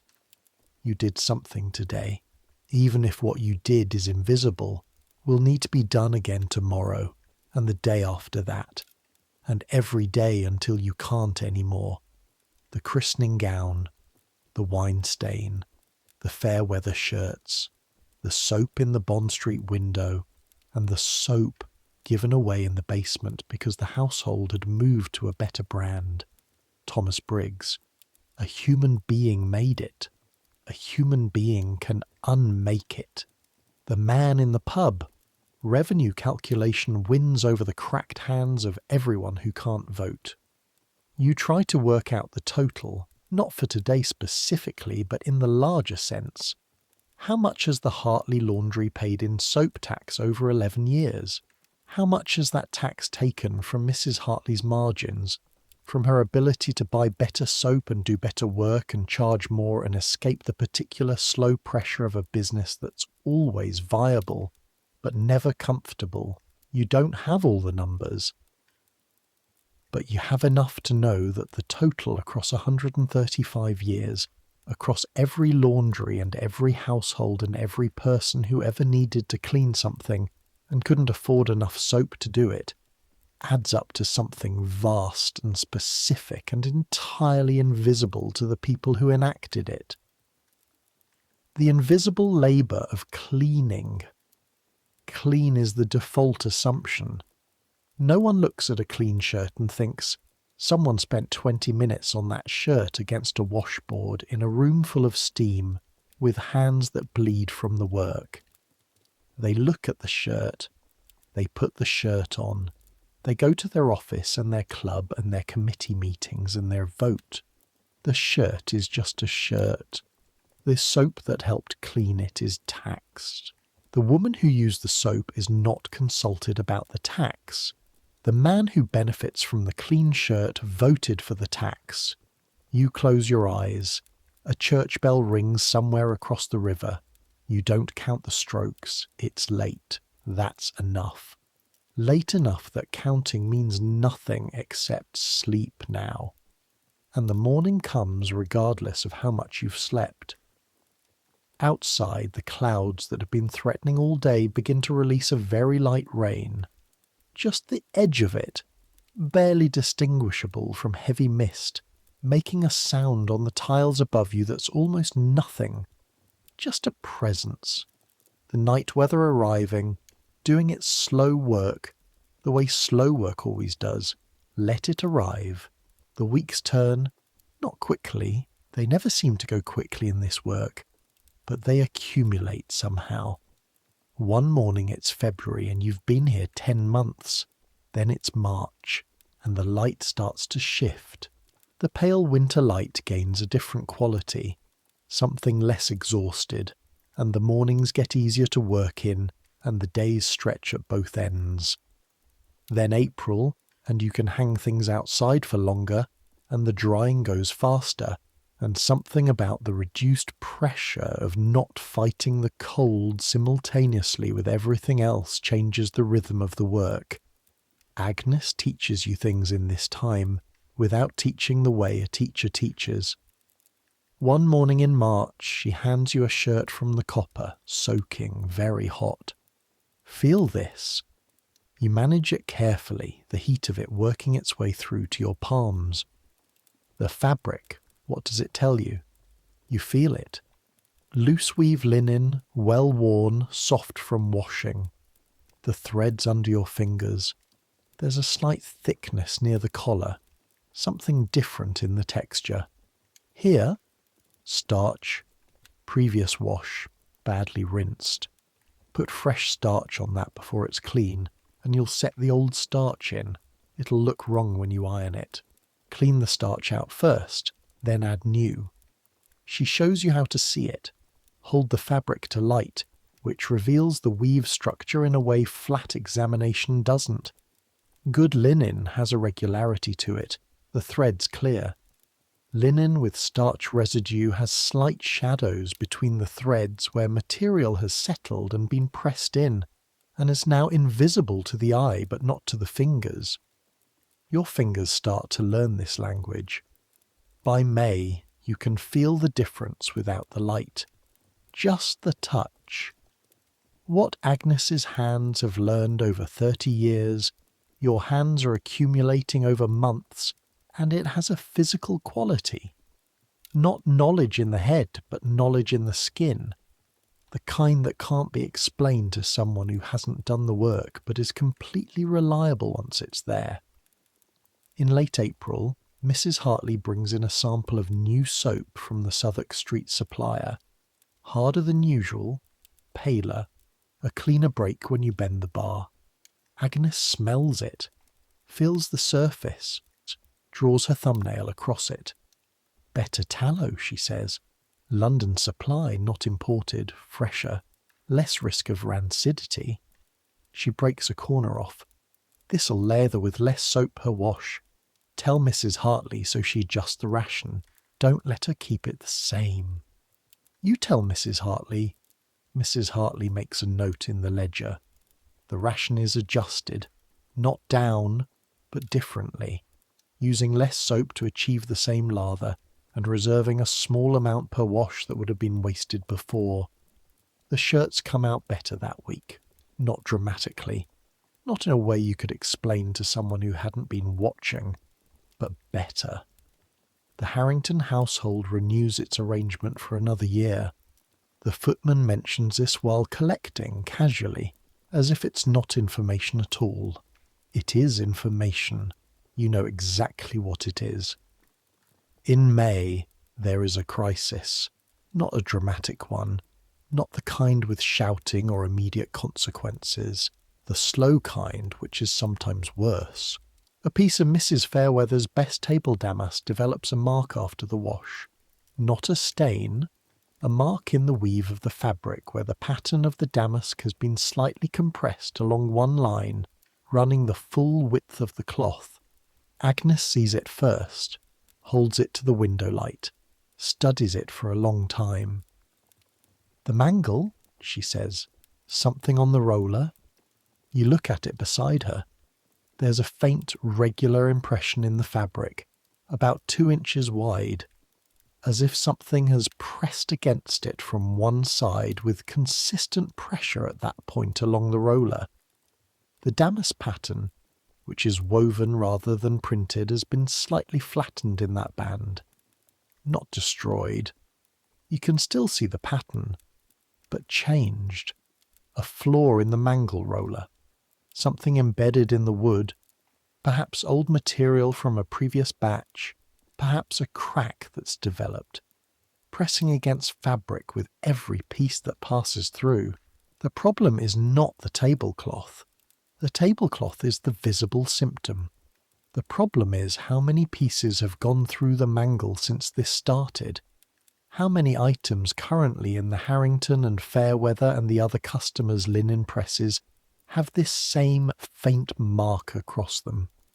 How many of them will notice it eventually?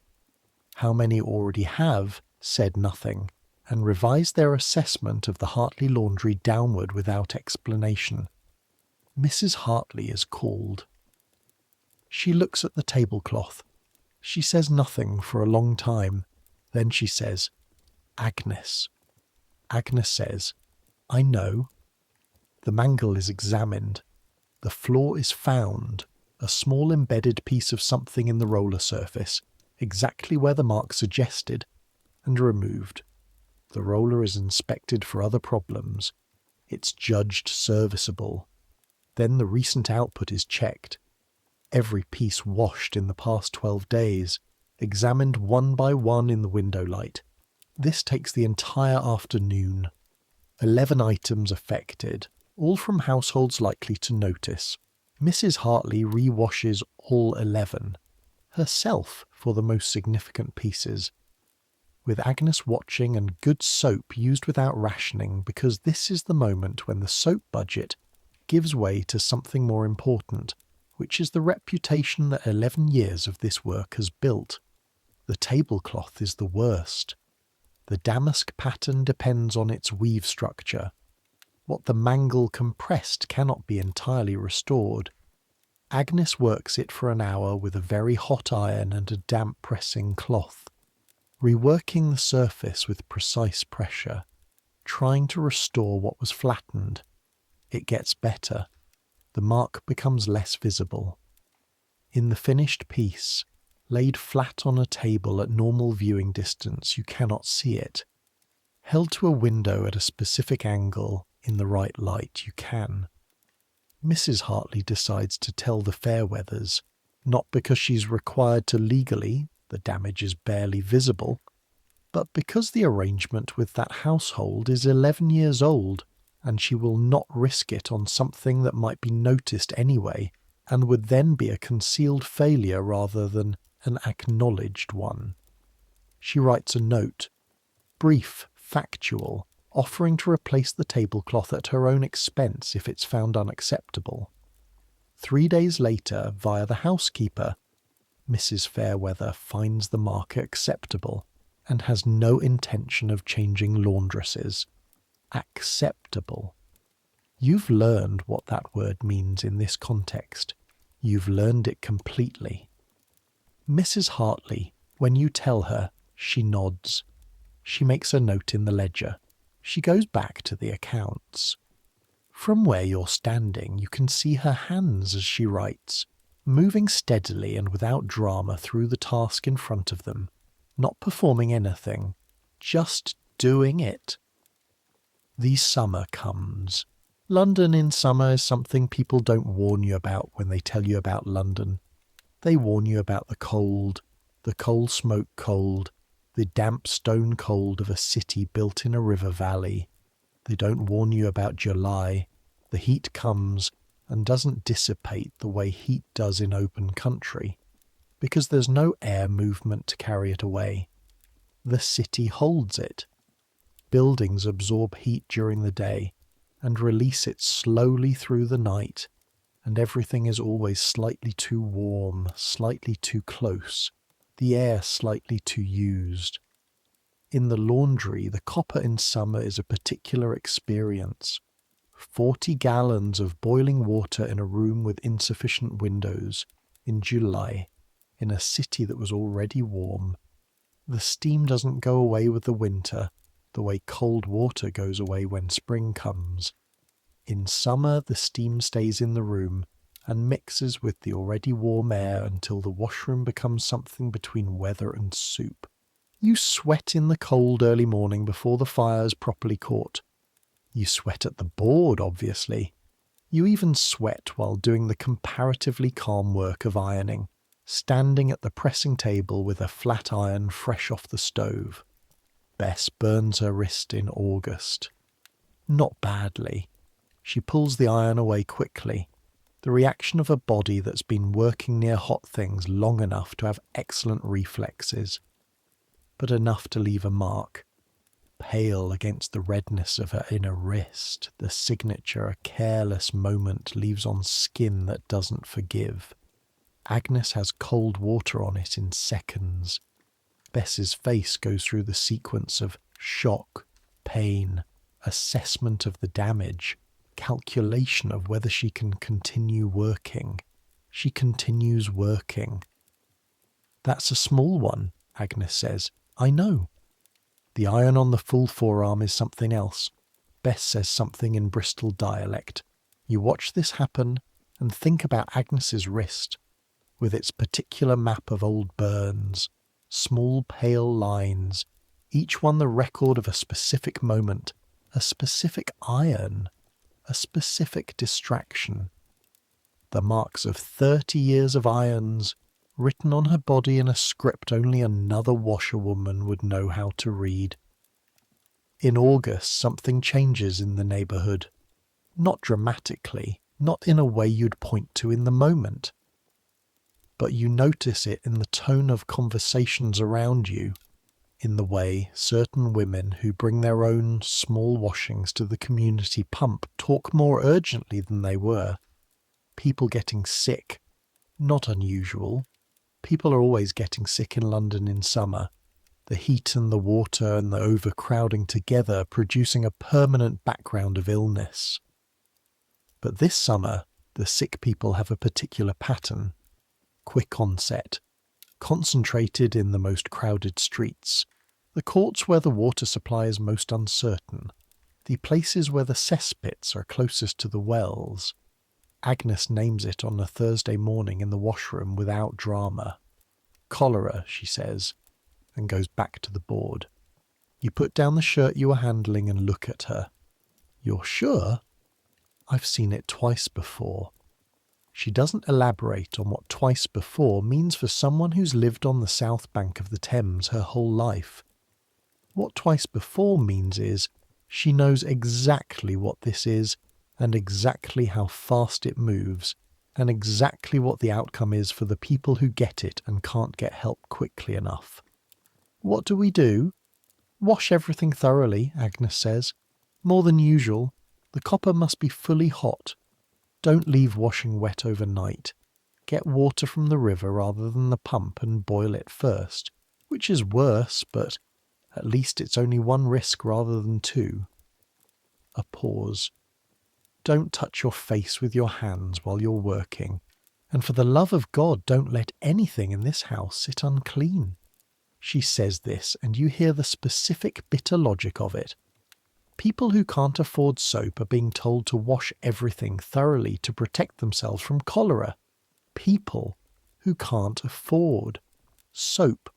The poor neighbourhoods, the neighbourhoods where the soap tax has made the ration impossible, are the neighbourhoods where the cholera is spreading. You're not a physician. You don't know the mechanism, not precisely. No one does quite yet, not completely, though there are men thinking about it, observing patterns, beginning to ask the right questions. But you know, in the practical way that comes from being in these specific streets, that the neighbourhoods with the filthiest water supply and the least capacity to clean anything are the neighbourhoods where people are dying. The connection is not yet named, but it is visible to anyone watching. Agnes scrubs the washroom floor. She never scrubs the washroom floor. The floor is not a priority when you're in the business of washing other people's things. But she gets down on her knees with a stiff brush and scrubs it. And she applies wood ash lye to the flagstones. And she uses soap, the rationed soap, on the surfaces of the tubs, the copper, the mangle press.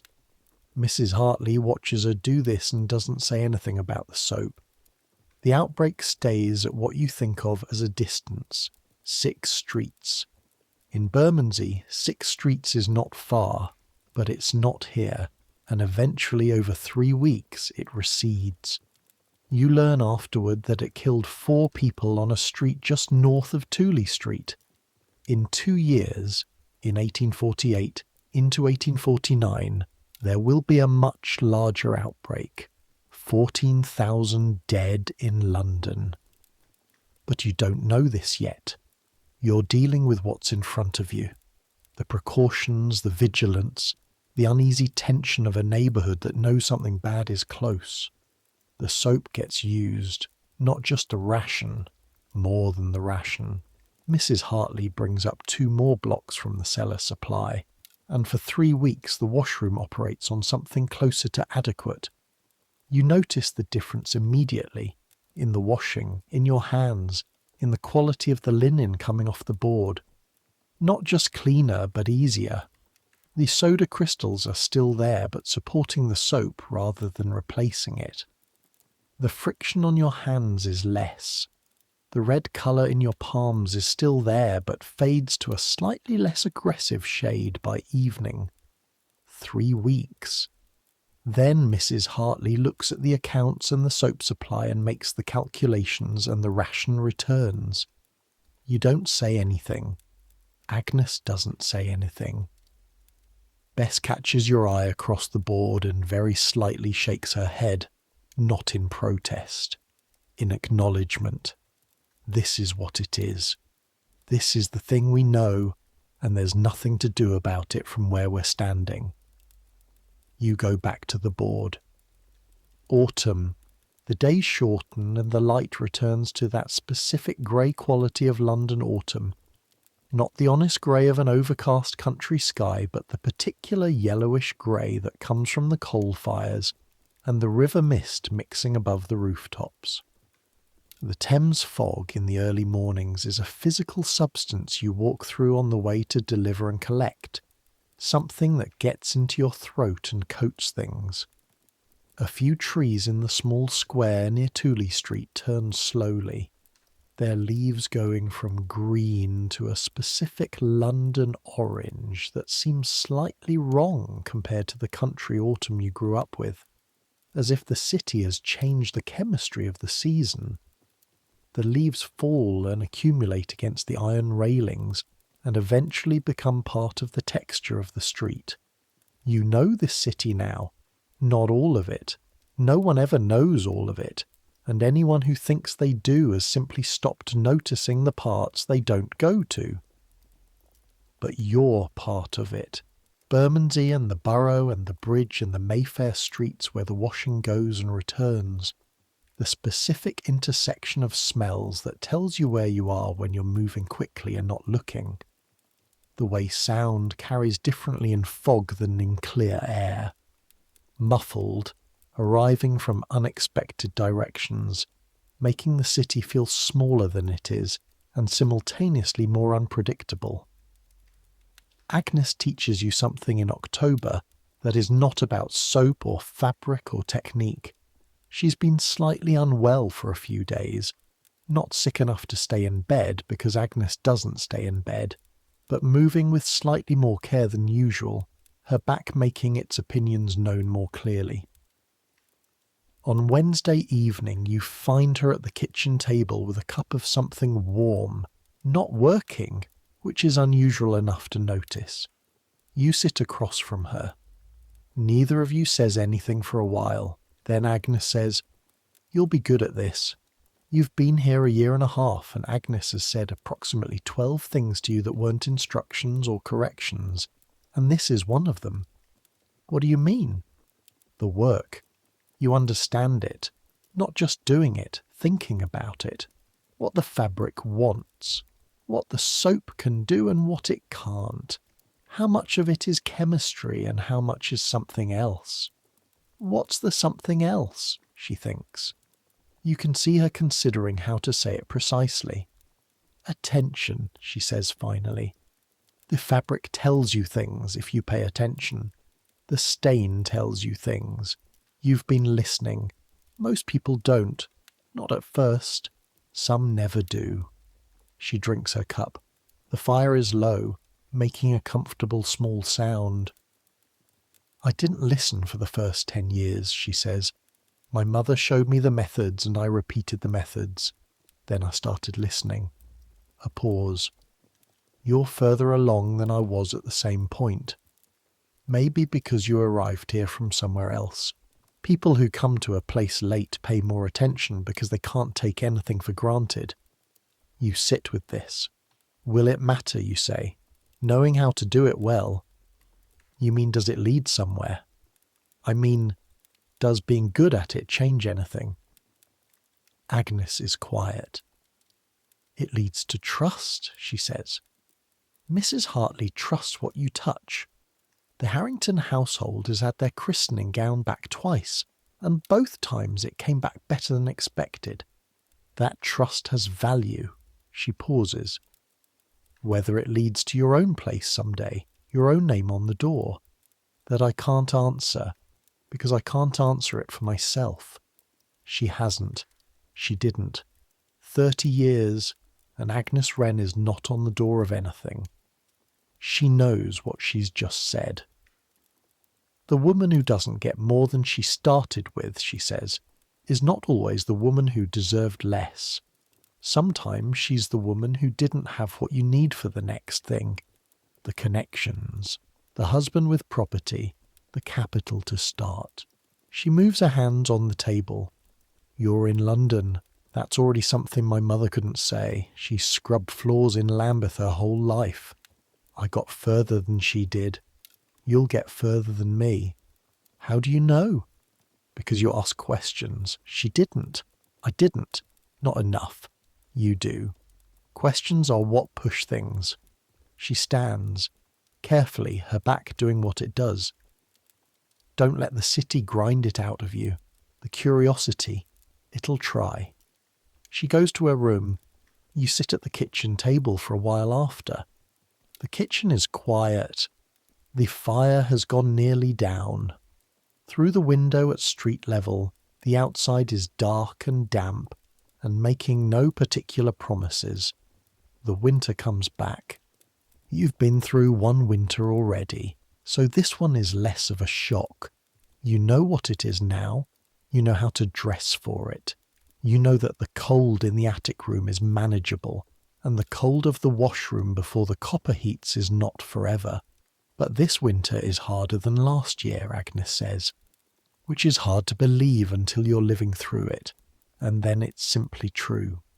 Christmas comes and goes without stopping the work, because washing doesn't stop for Christmas. Clean shirts are wanted on the 26th and the 1st of January the same as any other day, and the copper fires on Christmas morning the same as every morning. The new year, 1848. You've been here a year and 8 months.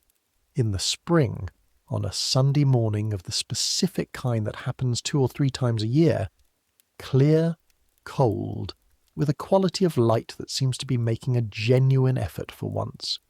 You climb the tower of St. George's Church in Southwark. 72 feet.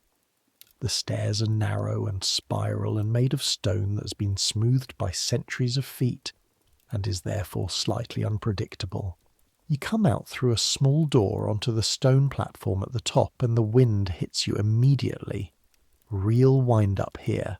Wind with intention. The kind that doesn't exist at street level in Bermondsey, because the streets are too narrow and the buildings too tall. The city is below you. The Thames first, because the Thames is impossible to miss from any height. It curves through the middle distance like something that was always there and will always be. The bridges crossing it at regular intervals. The traffic on it visible as dots and lines that you know are ships and barges and small passenger wherries, but which from here are simply movement on silver.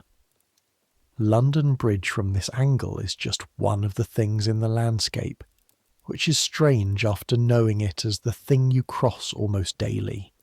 From here it's a line on water, an architectural fact rather than an experience. North of the river, the Dome, St. Paul's Cathedral. From this height, from this angle, it rises above everything else on the northern bank. 365 feet of Portland stone, Christopher Wren's rebuilding completed in 1710, the most prominent thing in the London skyline in any direction you look. It glows this morning. The pale stone catches the early light and gives it back in a form that's almost warm, almost golden, before the coal smoke can settle and change the quality of things. The whole city spreads out below you, the rooftops of Bermondsey immediately beneath, dense, irregular, a patchwork of slate and tile and lead flashing, chimneys every few yards, smoke rising from the breakfast fires already. Further north, the more regular streets of Mayfair, the planned ones designed for coaches and for the impression of organisation, and everywhere the smoke, constant, rising from a million fires, the proof that all these buildings are occupied, all these rooms are warm, all this machinery of urban life is running. 2.5 million people.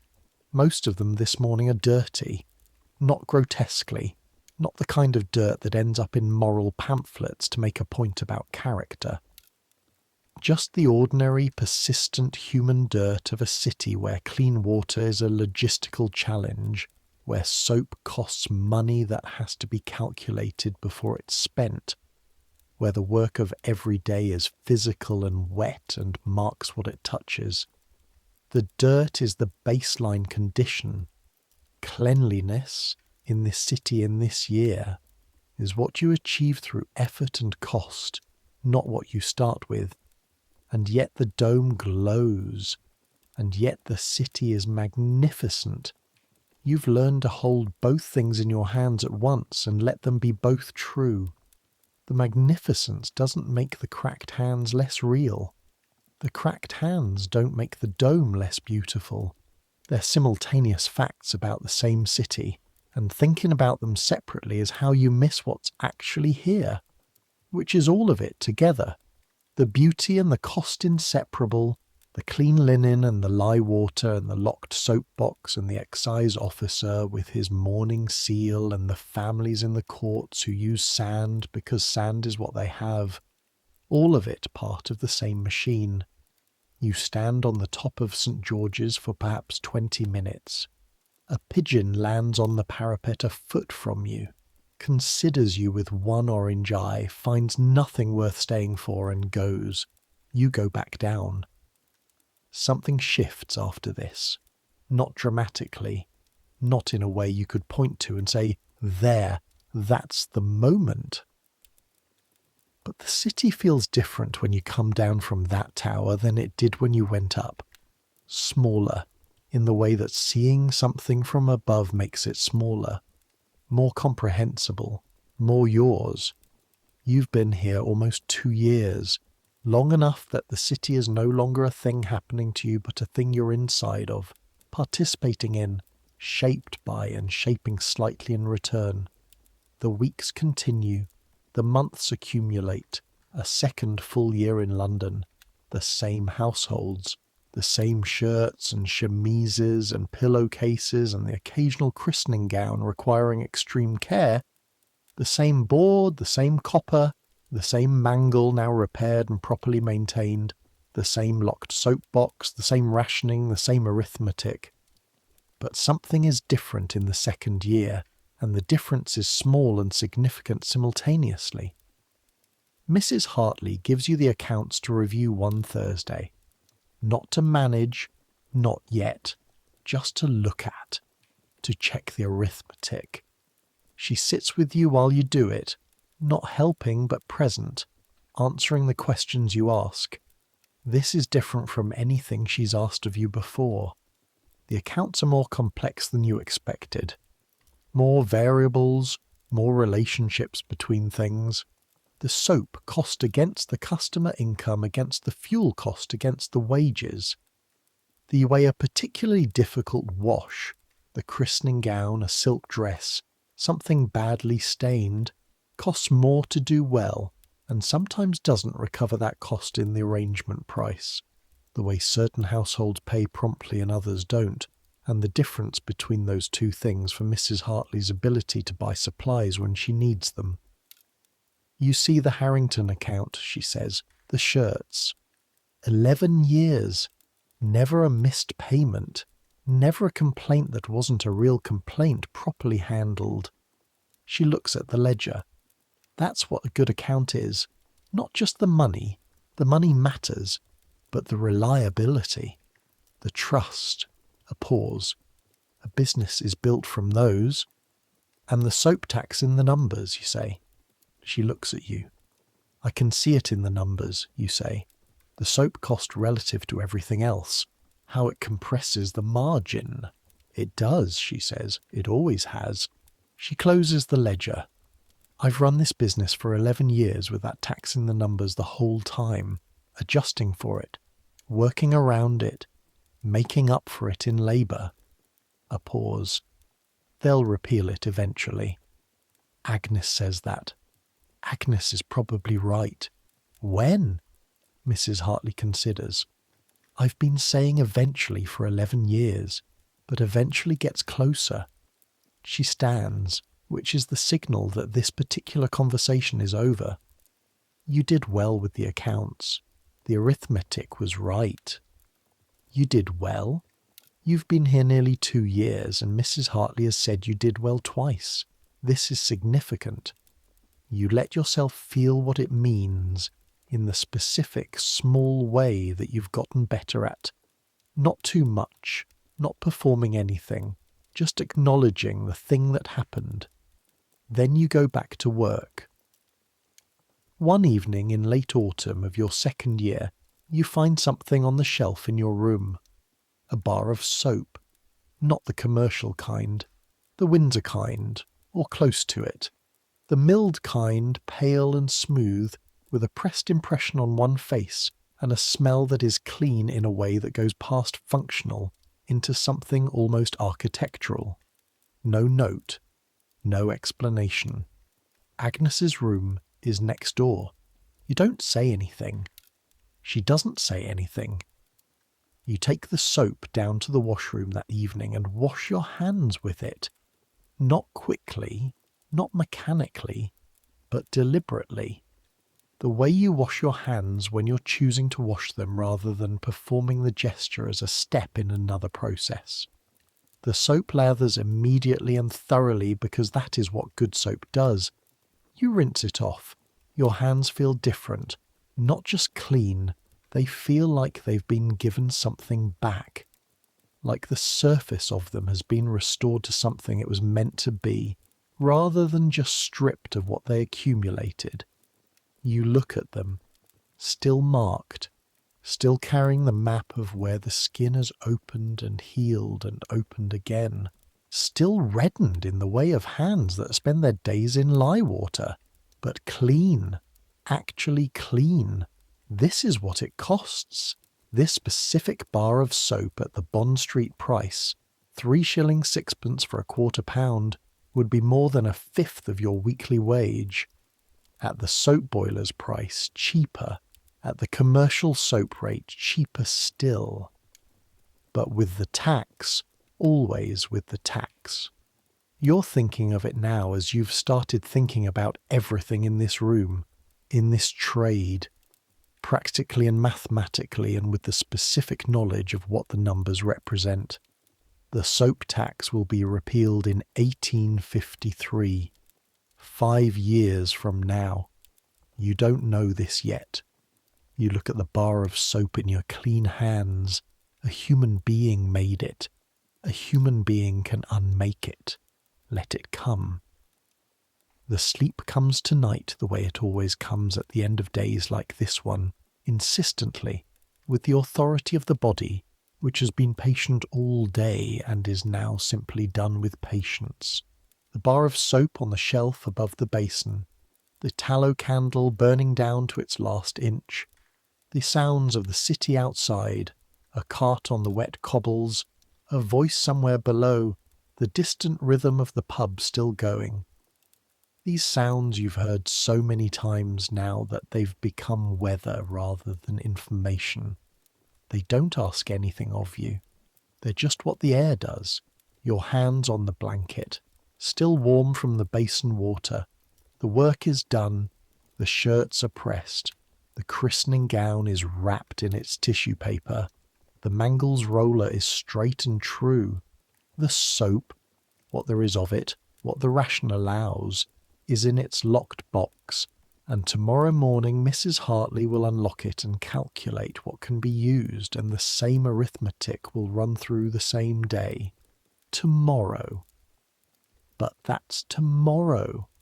Right now there's just this room, just the warm weight of the blanket, just the city outside being exactly what it always is, enormous and ongoing, indifferent to any individual exhaustion, too large to understand all at once, comprehensible only in pieces, in the specific piece that is Tooley Street and the copper and the board and Agnes's hands and the christening gown and the soap that costs what it costs. This piece is yours now. You've lived it. You're living it. Let the sounds go. The cart, the voice, the distant pub. Let them become less distinct, less specific. Let them become texture rather than meaning. Let the candle go. Let the room go. Let everything that was today settle into the category of things that happened and are now behind you. The christening gown and the wine stain and the Bond Street window and the soap works, and Thomas Briggs saying a human being made it, a human being can unmake it. And the old man in the pub with his empty cup and 30 years of his wife's cracked hands, let all of it settle. It happened. It's yours. It's behind you now. Your hands are warm. Your shoulders have finally let go of the day's weight. You can feel the moment it happens, the subtle release that means the muscles have understood that they're done, that the work is over, that they can be soft now instead of ready. Good. Let them be soft. Centuries will pass. The London you know will change past recognition. The streets will be paved with something smoother than cobblestones. The Thames will be tamed, partly, its smell controlled, mostly, its banks rebuilt into something more deliberate. The coal smoke will go. The copper boilers will go. The wooden washboards will go. The laundries will change into things you couldn't imagine, with machines that do in 20 minutes what took you all morning. And in 1853, 5 years from now, Parliament will repeal the soap tax. 141 years of it ended. The price of soap will fall immediately. Soap production will expand immediately. The thing that was an arithmetic problem will become merely a practical question. People will have soap, real soap, enough of it. And they will not think, most of them, about where that soap came from or what it took to get enough of it to enough people, or about the 141 years of cracked hands and substitutes and rationing and labour done in lieu of chemistry. But people will still be washing things. People will still be getting into bed at the end of a long day with their hands sore and their shoulders tired and the smell of work still on them somewhere. And they will still need rest. And rest will still come the same way it always has. Gradually, then suddenly. This sounds of the world becoming less important. The body becoming more important. The specific warmth of being horizontal and warm and done. That doesn't change. The human body at the end of a real day doesn't change. The need for this, for rest, for the permission to stop that has always been here. It is here now. It is here in this attic room above the washroom on Tooley Street in the February darkness of 1848. And it is here wherever you are, in whatever year finds you, reading or listening to this in the dark. The work you did today was real. You earned this. Take it. The candle goes out. The room is dark except for what moonlight makes it through the small window, pale and barely sufficient, making the room exist rather than showing it clearly. Your hands, still warm.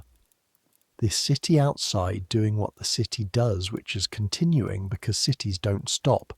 But you can stop. You have permission to stop.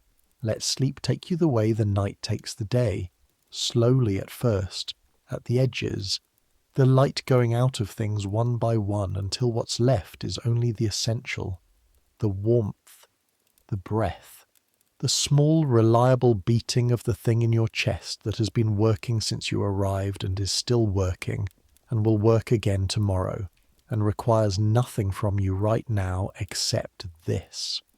Rest. Let everything go quiet. Let everything go soft. You are warm enough. You are safe enough.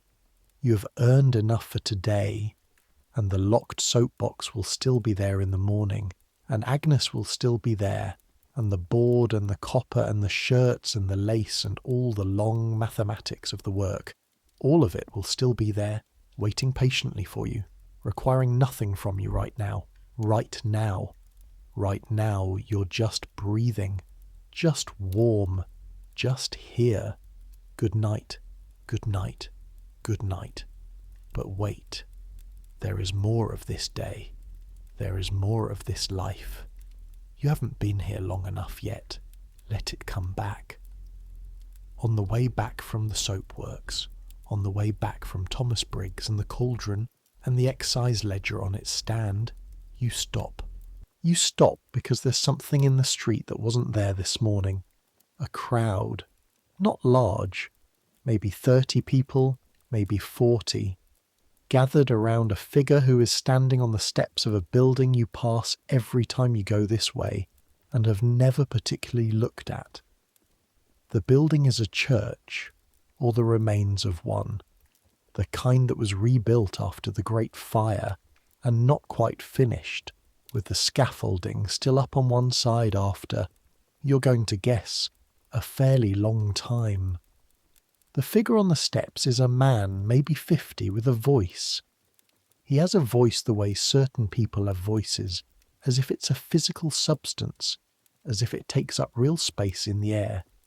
He's speaking about something. You catch it as you slow and then stop, about the poor, about the neighbourhoods where the cholera went, about what was there and what wasn't there. And what did they say? What did they say when we asked why? They said they had advice. They said go and wash. They said wash your hands and wash your clothes and wash yourselves and the sickness will not take you. And I say, wash with what? Wash with the pennies that don't exist, with the soap that costs what we can't spend, with the water that comes from the same source as the thing that kills us. He goes on.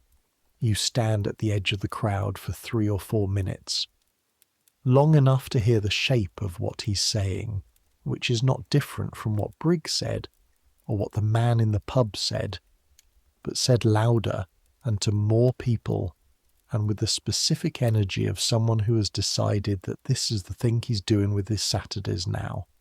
A human being made it. The crowd is nodding. Not all of them. Some of them look sceptical. Some look too tired for scepticism. Some look like they're there because there's something happening, and you stop for something happening. You move on. The cart is not going to push itself. You pass the borough market, which is running at its particular Saturday pitch. The stalls of vegetables and meat and fish and bread, and the specific volume that comes from traders and buyers in conversation about prices simultaneously from every direction. The smell of the market is extraordinary in its complexity.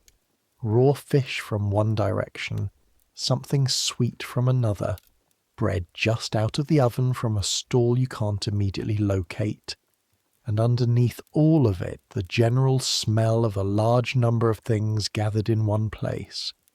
You've learned to navigate markets. In the beginning they felt like something that could swallow you. Now you move through this one with the cart in a particular way, angling rather than pushing straight through, reading the flow of pedestrian traffic and finding the path of least resistance.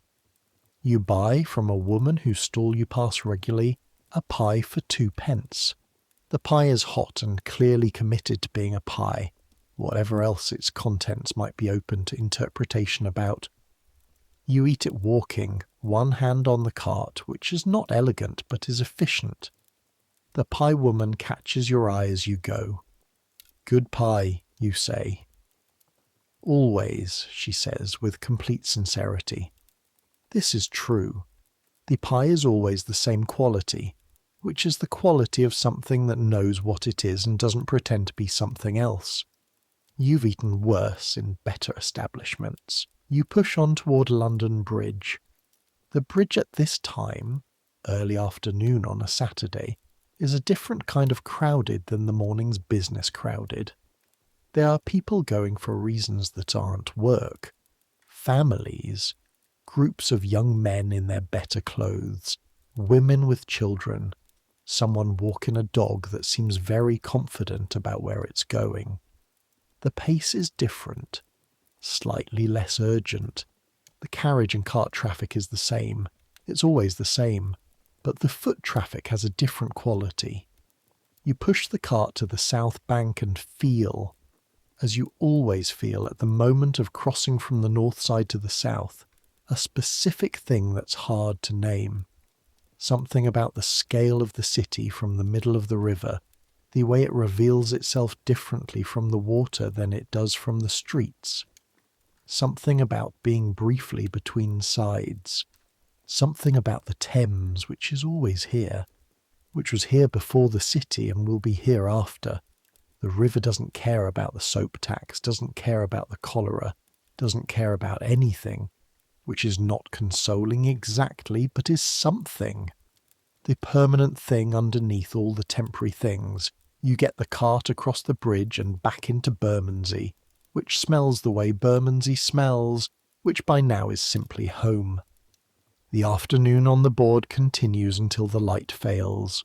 You press the last shirt of the day at 5:30 with the lamp lit and the smell of heated linen and the iron warming on the stove between uses. Agnes is at the mangle. Bess is sorting the next day's work. The Monday wash already in a pile on the long table. The hampers that came in yesterday's collections stacked against the wall. The specific material weight of another week's other people's laundry beginning to organise itself. Mrs. Hartley comes through at 6. Enough, she says. Enough. You put the iron down.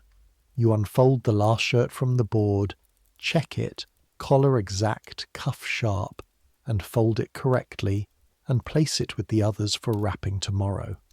Your hands are telling you what they always tell you at this hour, which is that they've been doing this all day, and they have opinions about it. You listen to your hands. You say, I know. Tomorrow. Agnes is already putting on her coat, which is the old dark one she's had since before you arrived and which she wears with the complete indifference to fashion of someone who has more important things to think about. Tallow, she says to you going past. I know, you say. And there it is again, the routine. The specific end of the working day routine, which is tallow on the worst cracks and then supper and then the evening and then eventually sleep. The evening. Tonight, Bess doesn't go out. This is unusual enough that you notice. She sits at the kitchen table after supper with the expression of someone who has decided to stay in on purpose, rather than run out of energy. Everything all right, you say? Fine. She pauses. My cousin is moving back to Bristol. Ah, the pub? Different management coming in, she says. Don't want her there any more. Bess tears a piece of bread. She was going to stay. I thought she was going to stay. You don't say anything useful because there isn't anything useful to say. Bess's cousin going back to Bristol is not a catastrophe. It's just one of the things the city does. It brings people in and it releases them when it's done with them, or when they decide they're done with it, and the people left behind adjust. It doesn't mean you're stuck here, you say eventually. Bess looks at you. I'm not stuck, she says. I liked knowing she was there. I know. You don't have anyone here. No, you say. But I have this. You mean the work, the house, Agnes. Mrs. Hartley's accounts being reviewed on Thursday evenings now. The specific geography of Bermondsey that you know well enough to navigate at night with a lantern. The christening gown. Bess makes the sound she makes, the one that's not quite a word, and eats her bread. The fire makes its fire sounds. Outside, the street continues at its evening pitch. Agnes from her stool. Bristol's not the end of the world. No, Bess says. Not argumentative, just confirming. It's just Bristol. Agnes makes the smallest possible sound of something that might be amusement. She goes to her room. You sit with Bess a while longer, not talking much, just the kitchen and the fire and the bread and the fact of being somewhere together at the end of a day, which is its own kind of thing. Then you go upstairs. The third night this week you've gone up before 10. The work does this to the evenings, compresses them, uses them up. You used to wonder how people lived through years of this without a sense of loss. Now you don't wonder. You understand. The evenings are a different kind of time from the days, smaller and quieter, and the smallness is not a loss but a different thing entirely. The day is large and full of work, and the evening is small and full of something else, and you need both. You need this. The attic room is dark. Bess hasn't come up yet. You can hear her still in the kitchen, moving something, the sound of a cup being put down. The cold in the room is the cold of a room that hasn't been used for hours, that the building's general warmth hasn't quite gotten to yet. You light the stub of a candle on the shelf, your hands in the candlelight. You've been looking at them differently since Agnes said what she said, since the soap works, since Briggs and the ledger, and the locked premises. You've been thinking about what hands know and what they cost and what they build over time. These hands know the christening gown. They know the washboard and the mangle and the weight of wet linen. They know the difference between fabrics in the dark. They know soap and soda crystals and fuller's earth, and the specific smell of lye water at the end of a long wash. They know how cold the pump water is in February, and how the cold goes from painful to numb, and then back to painful when you bring your hands back into the warm. They don't look like hands that know useful things. They look like hands that have been in water too long and not given enough to work with. But they know what they know. You blow out the candle. Dark. The bed is where it always is. The blanket is where it always is. Your body knows this room now the way your body knows the washroom. By feel, by habit, by the specific position of everything that you've stopped needing to think about. Outside, the usual sounds. Cart, dog, wind on the tiles. A brief voice, somewhere below, that resolves into nothing. Someone passing, not stopping, the city. It goes on. It always goes on. And you are in it, which is something your mother couldn't have said, and Agnes's mother couldn't have said. And somewhere in that chain, somewhere in the going further that Agnes described, generation by generation, each one getting slightly further than the one before, somewhere in that chain there's a morning when someone asks you your opinion about the accounts, without sitting with you while you give it. When someone says your name and what they mean is the laundry. When the locked soap box has more soap in it, and the ration is less rationed, and the hands that do this work, whoever's hands they are by then, are not cracking before noon. You can't see that morning from here, but you can feel the direction of it. Slightly further, always slightly further, let sleep come now.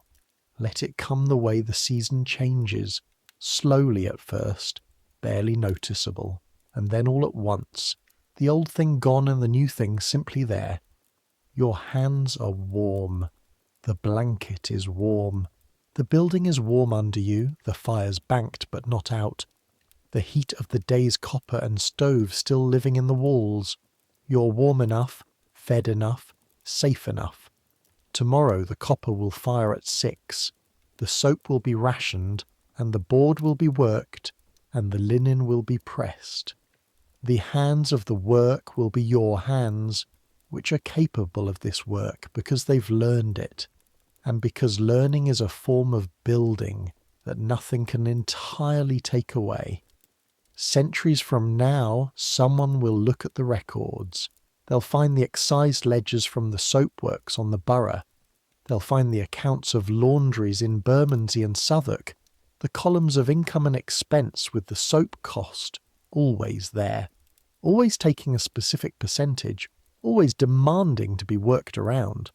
They'll find the parliamentary records of the soap tax debates, the arguments made for keeping it, the arguments for repealing it, the 141 years of the tax being the sky above everyone's head. They'll find the cholera maps, not yet drawn in your time but coming, and trace the outbreak street by street, court by court, and notice that the outbreaks follow the filthiest water and the least soap and the most poverty, following them like a map of what happens when you tax a necessity for 141 years. They'll wonder how people lived like this, and the answer will be the same way people always live with the things they can't immediately change. They work within them, they find the edges, they make up with labour what they can't afford to buy. They pass what they know to the person next to them, and that person passes it on, and the knowledge accumulates even when the conditions don't change as fast as they should. Agnes's hands, your hands, whoever's hands come next. The work goes on and the people who do it go on, and the knowledge in the hands goes on, and sometimes, eventually slowly with enormous resistance, the tax gets repealed. 1853, 5 years from tonight. You don't know it yet, but it comes. Let that be enough for tonight. Let sleep come in and take the rest. The sounds of Bermondsey at this hour. Quieter now, the midnight quieter. The pub sounds gone or almost gone. Just the occasional cart and the dog and the river making its river sound somewhere south. Somewhere south. The Thames. It will be here in the morning. It will smell as it smells. It will be too large and too present to ignore, and it will be the same river it was tonight and has been for as long as there has been a city here to pour things into it. And you will be here in the morning too, slightly different from tonight's you, rested, hopefully, and slightly further. Your hands, warm, let them rest. Good night, good night, good night. But let's not leave you too quickly. There's more of this world to inhabit before you sleep. There's the Monday. Monday is always the worst. It's not that the work is harder on Monday than on other days. The work is the same board, the same copper, the same ratio of soap to soda crystals to labour. But on Monday, the week hasn't started yet, and also is already underway simultaneously, and the weekend's slight rest makes the body more aware of what it's returning to rather than less. You feel the board more on Monday, the resistance in the arms when the heavy pieces need working. Agnes always knows when it's going to be a hard Monday before it starts. She knows by the weather, not just the temperature, but the specific quality of the air. When there's moisture in it already at 6 in the morning, when the day is promising to be damp without being cold enough to dry things properly in the yard, Agnes knows. She adjusts before the day has committed to anything. She brings the indoor lines down and runs them through the washroom in the configuration that makes the best use of the fire's heat, for drying rather than cleaning. She speaks to Mrs. Hartley about the copper temperature. She makes small decisions, invisible decisions, that mean Monday runs better than it might have. You've started doing this too. Not as well as Agnes. but you're beginning to see what she sees. The ski at 6 in the morning as information rather than just background. The feel of the air on your hands when you step out to the pump. Is it damp or is it dry? And what does that tell you about what happens if you hang the linen in the yard at 11? This is what the work teaches. Not just the techniques, but the attention. Not just how to wash things, but how to think about washing things before the washing happens. Mrs. Hartley gives you the Harrington account to manage alone on the second Monday of November. Not a special occasion, no announcement. She simply says when the Monday collection arrives, "You're managing the Harrington things today, I'll be in the accounts." And then she goes to the accounts. "You manage the Harrington things." It goes well. There's a difficult item, a waistcoat, fine wool, that shouldn't go in the copper at all and needs the careful hand wash treatment in a separate basin, and you handle it. There's a wine stain on a handkerchief that's still fresh, thank God, and you catch it with salt water before it has time to settle. The shirts come out correctly. The collars are exactly what the Harrington household expects. Mrs. Hartley comes through at midday and looks at the output arranged on the table. She doesn't say anything. She nods once and goes back to the accounts. This, you understand, is its own kind of excellent. In the evenings you've started reading, not books. Books cost money you're still accumulating rather than spending. But the newspapers, when there are newspapers, when Mrs. Hartley is done with them and puts them on the kitchen table in that particular not quite intentional way, that means they're available. The newspapers are full of things you don't have context for. Political things, foreign things, financial things that require a map of the world you're still building. But they're also full of things you do have context for. Reports about the cholera. Reports about the conditions in the poor neighbourhoods. Occasional reports about the soap trade, the excise revenue, the ongoing question of whether the tax should be changed. The man on the church steps was not making up the argument. It exists in print. People are making the argument. It's just not winning yet. In the spring of 1848, your second spring, the one that comes after the harder winter, something happens on the street outside. Not something dramatic, something ordinary, which turns out to matter. A girl arrives at the door, not at the back door, not at the delivery entrance. At the front door of the laundry, which is a narrow door on Tooley Street with a small painted sign above it that says Hartley Laundry, finest household linen in letters that were painted properly at some point and are now weathered to a state that means the expertise rather than advertises it. The girl at the door is about 15, possibly less. She's carrying a bundle wrapped in an old piece of sailcloth, and she has the look of someone who has asked at 3 other places before this one, and has been told no or not now, or come back next week each time. Mrs. Hartley sees her from the front room and comes to the door. "I'm looking for work," the girl says.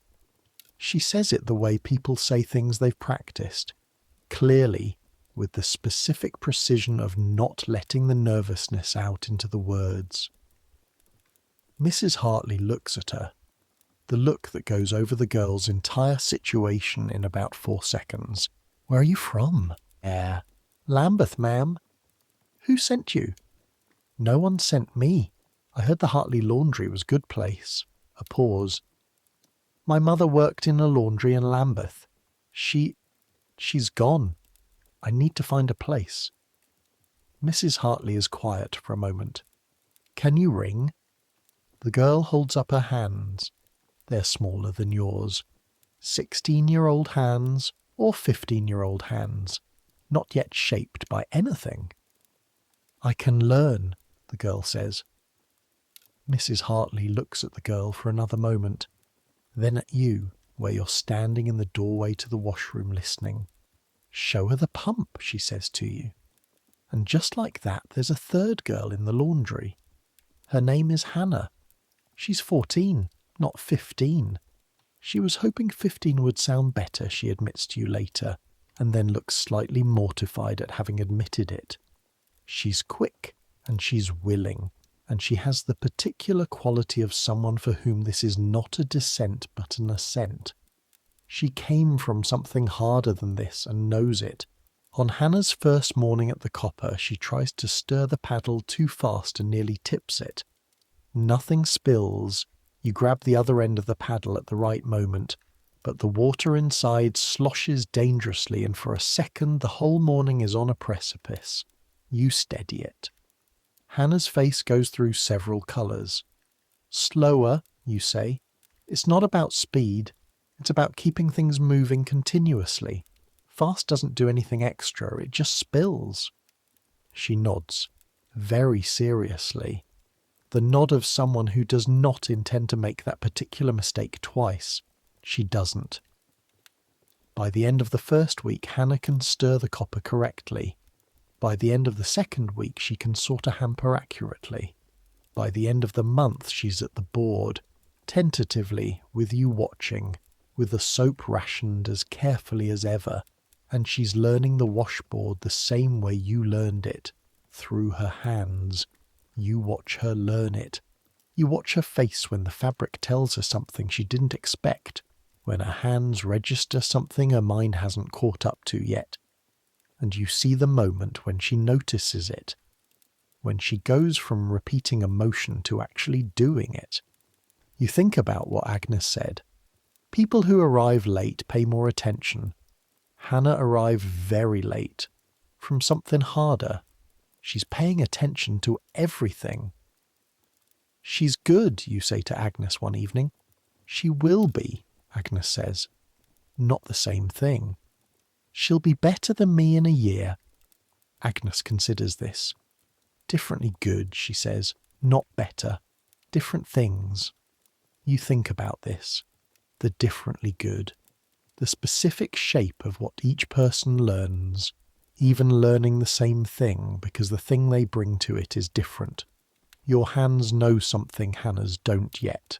Hannah's hands will know something yours never will. Because of where she came from, and how she came here, and what 14 is different from 19, and what Lambeth is different from the Yorkshire Dales. All of it accumulates.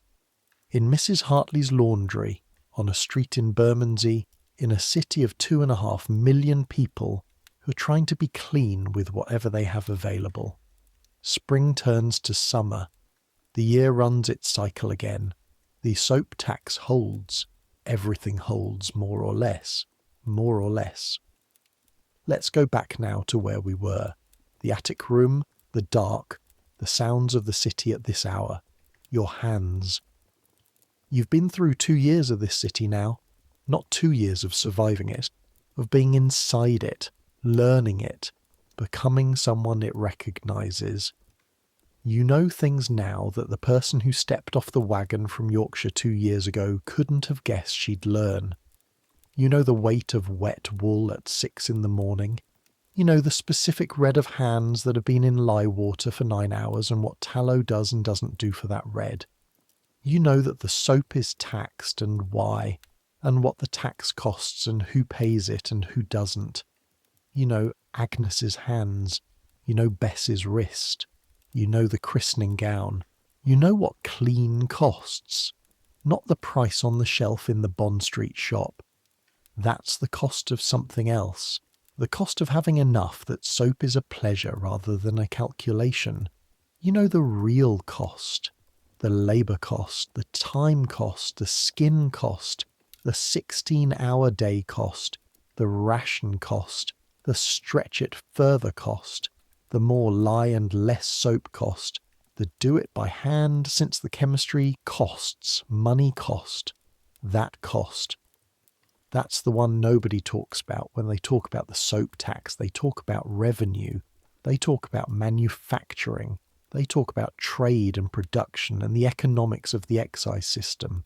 Nobody in Parliament asks, what does it cost exactly? When the person doing the washing can't afford enough soap, you know exactly what it costs. You paid it today, you'll pay it again tomorrow. And the answer is, everything that soap would have done, you do instead.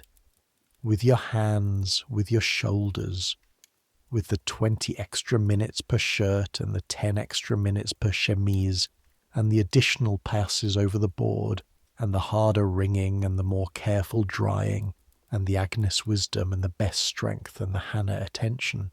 All of that is the tax, measured in bodies instead of money. Breathe. This is a big thought for the end of a very long day. Let it go. Let it be as true as it is, and then let it settle into the category of things you know and can't immediately change, not because changing it doesn't matter, because you've worked 16 hours today and your hands are telling you they're done, and the thought will still be there tomorrow and next week and the year after and the year after that. And in 1853, when Parliament finally makes the decision that was always available to them, the thought keeps. Your hands need tonight. Give them tonight. The candle on the shelf, nearly gone. The flame has that end of candle quality, smaller, slightly more orange, doing the last of what it has to do. Outside the city. Quieter at this hour. Not quiet. The city is never quiet, but at a different pitch. The working day sounds gone and the nighttime sounds in their place. The particular combination of distant cart, water somewhere, wind on the roof tiles, the very faint suggestion of the river doing what rivers do at night, which is the same thing they do during the day but without an audience. You are warm. The blanket is warm. The building beneath you is warm.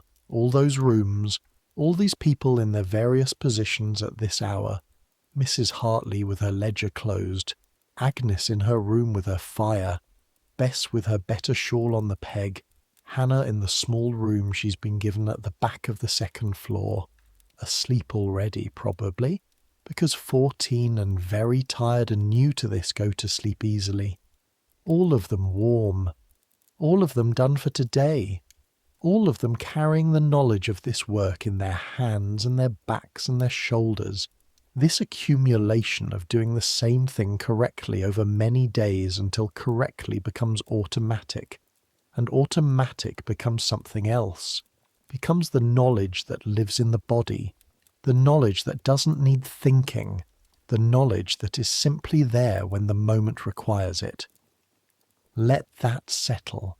Let everything about today settle.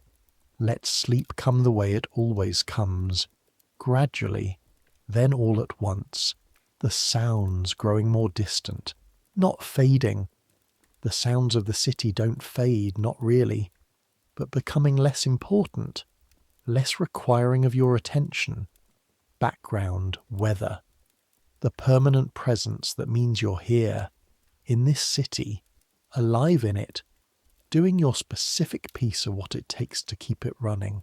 Your hands, warm, soft now, the tallow having done what tallow does, not healed, not fixed. The cracks are still there and will be there tomorrow, and your hands will look like they look and do what they do and know what they know. But tonight they rest. Tonight the whole city rests, as much as the city ever rests. Let it. Let yourself. Centuries will pass and people will still need rest, and rest will still feel like this. The warmth, the dark, the sounds becoming weather, the thoughts becoming softer and less insistent, the body letting go of the day's demands one by one. The soap tax will be a historical footnote by then, something people read about in history books. 141 years of taxing something necessary ended in 1853, replaced by the radical idea that cleanliness shouldn't cost more than people can pay. But that's 1853. Tonight is tonight. Tonight is the candle going out. Tonight is the blanket and the dark and the sounds of Bermondsey at midnight, and your hands warm and your shoulders finally released, and the knowledge in your skin that tomorrow the copper fires at 6. Tomorrow. But that's tomorrow. Right now there is only this, the warmth, the dark, the rest you've earned. Take it, take all of it, and go to sleep. Good night. One more thing before the dark takes you. The smell. You'll carry it for the rest of your life. The specific smell of this work, of this room, of these particular years in this particular building on this particular street. Not as an unpleasant thing, not as a burden, as a fact, the way certain facts become part of you. The smell of lye water and hot copper and soda crystals and tallow soap and wet wool, and the river underneath all of it, the river that was here before the city and will be hereafter, carrying everything to the sea. You couldn't have known coming here that a smell would be what you kept. The Yorkshire moors have a smell, wind over heather, which is one of the more honest smells available to a human being. Clean in the way that distance and altitude and the absence of 2.5 million people makes things clean. You thought you would miss it. You do sometimes, in the abstract way you miss things that belong to who you were rather than who you're becoming. But the washroom smell is also real.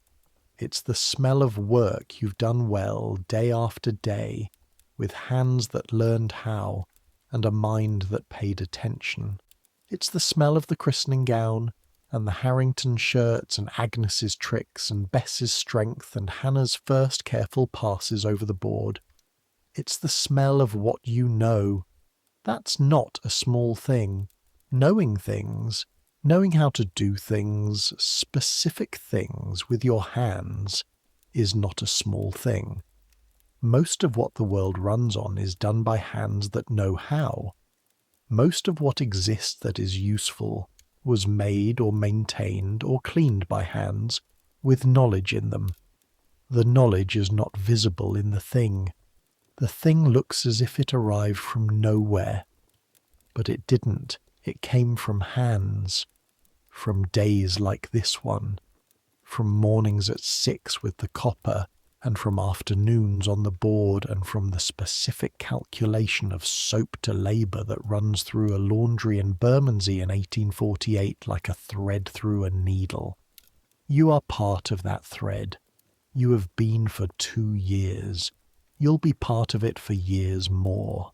And in 1853, when the soap tax finally goes, when some MP finally does the arithmetic that should have been done 141 years earlier, and the tax is repealed, and the price of soap falls, and the amount of soap in Mrs. Hartley's locked box increases, and the ration opens up into something closer to sufficiency, on that day, somewhere in the background of whatever you're doing, you'll think about Thomas Briggs in the soapworks saying a human being made it.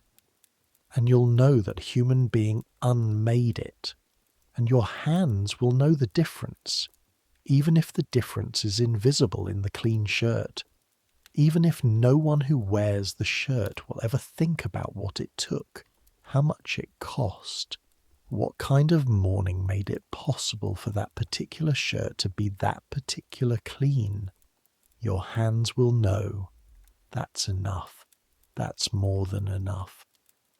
Good night. Let the night have you now.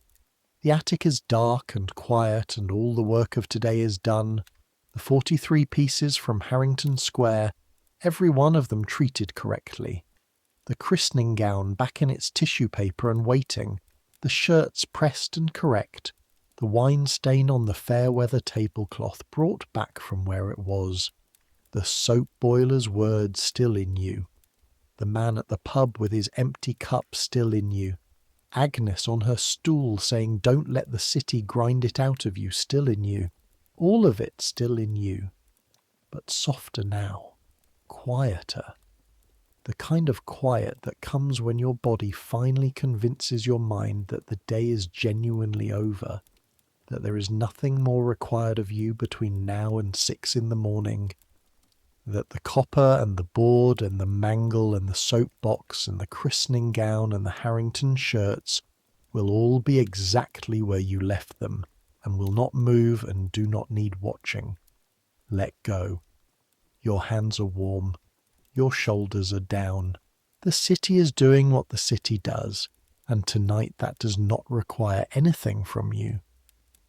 The smell of the washroom is in everything here, in the blanket, in the boards, in the cold air coming under the door, and that smell is the smell of your life right now, the smell of what you know and what your hands have learned and what the next years will teach you further. You are exactly where you are. This moment, this dark, this warmth, these 2 years behind you, and whatever years come next still ahead. Let the sounds go soft. Let the thoughts go soft. Let sleep come the way it comes, the way it always comes when you finally let it, completely, without argument, like a tide coming in. You've earned this rest. Take it. Good night. Good night. Good night.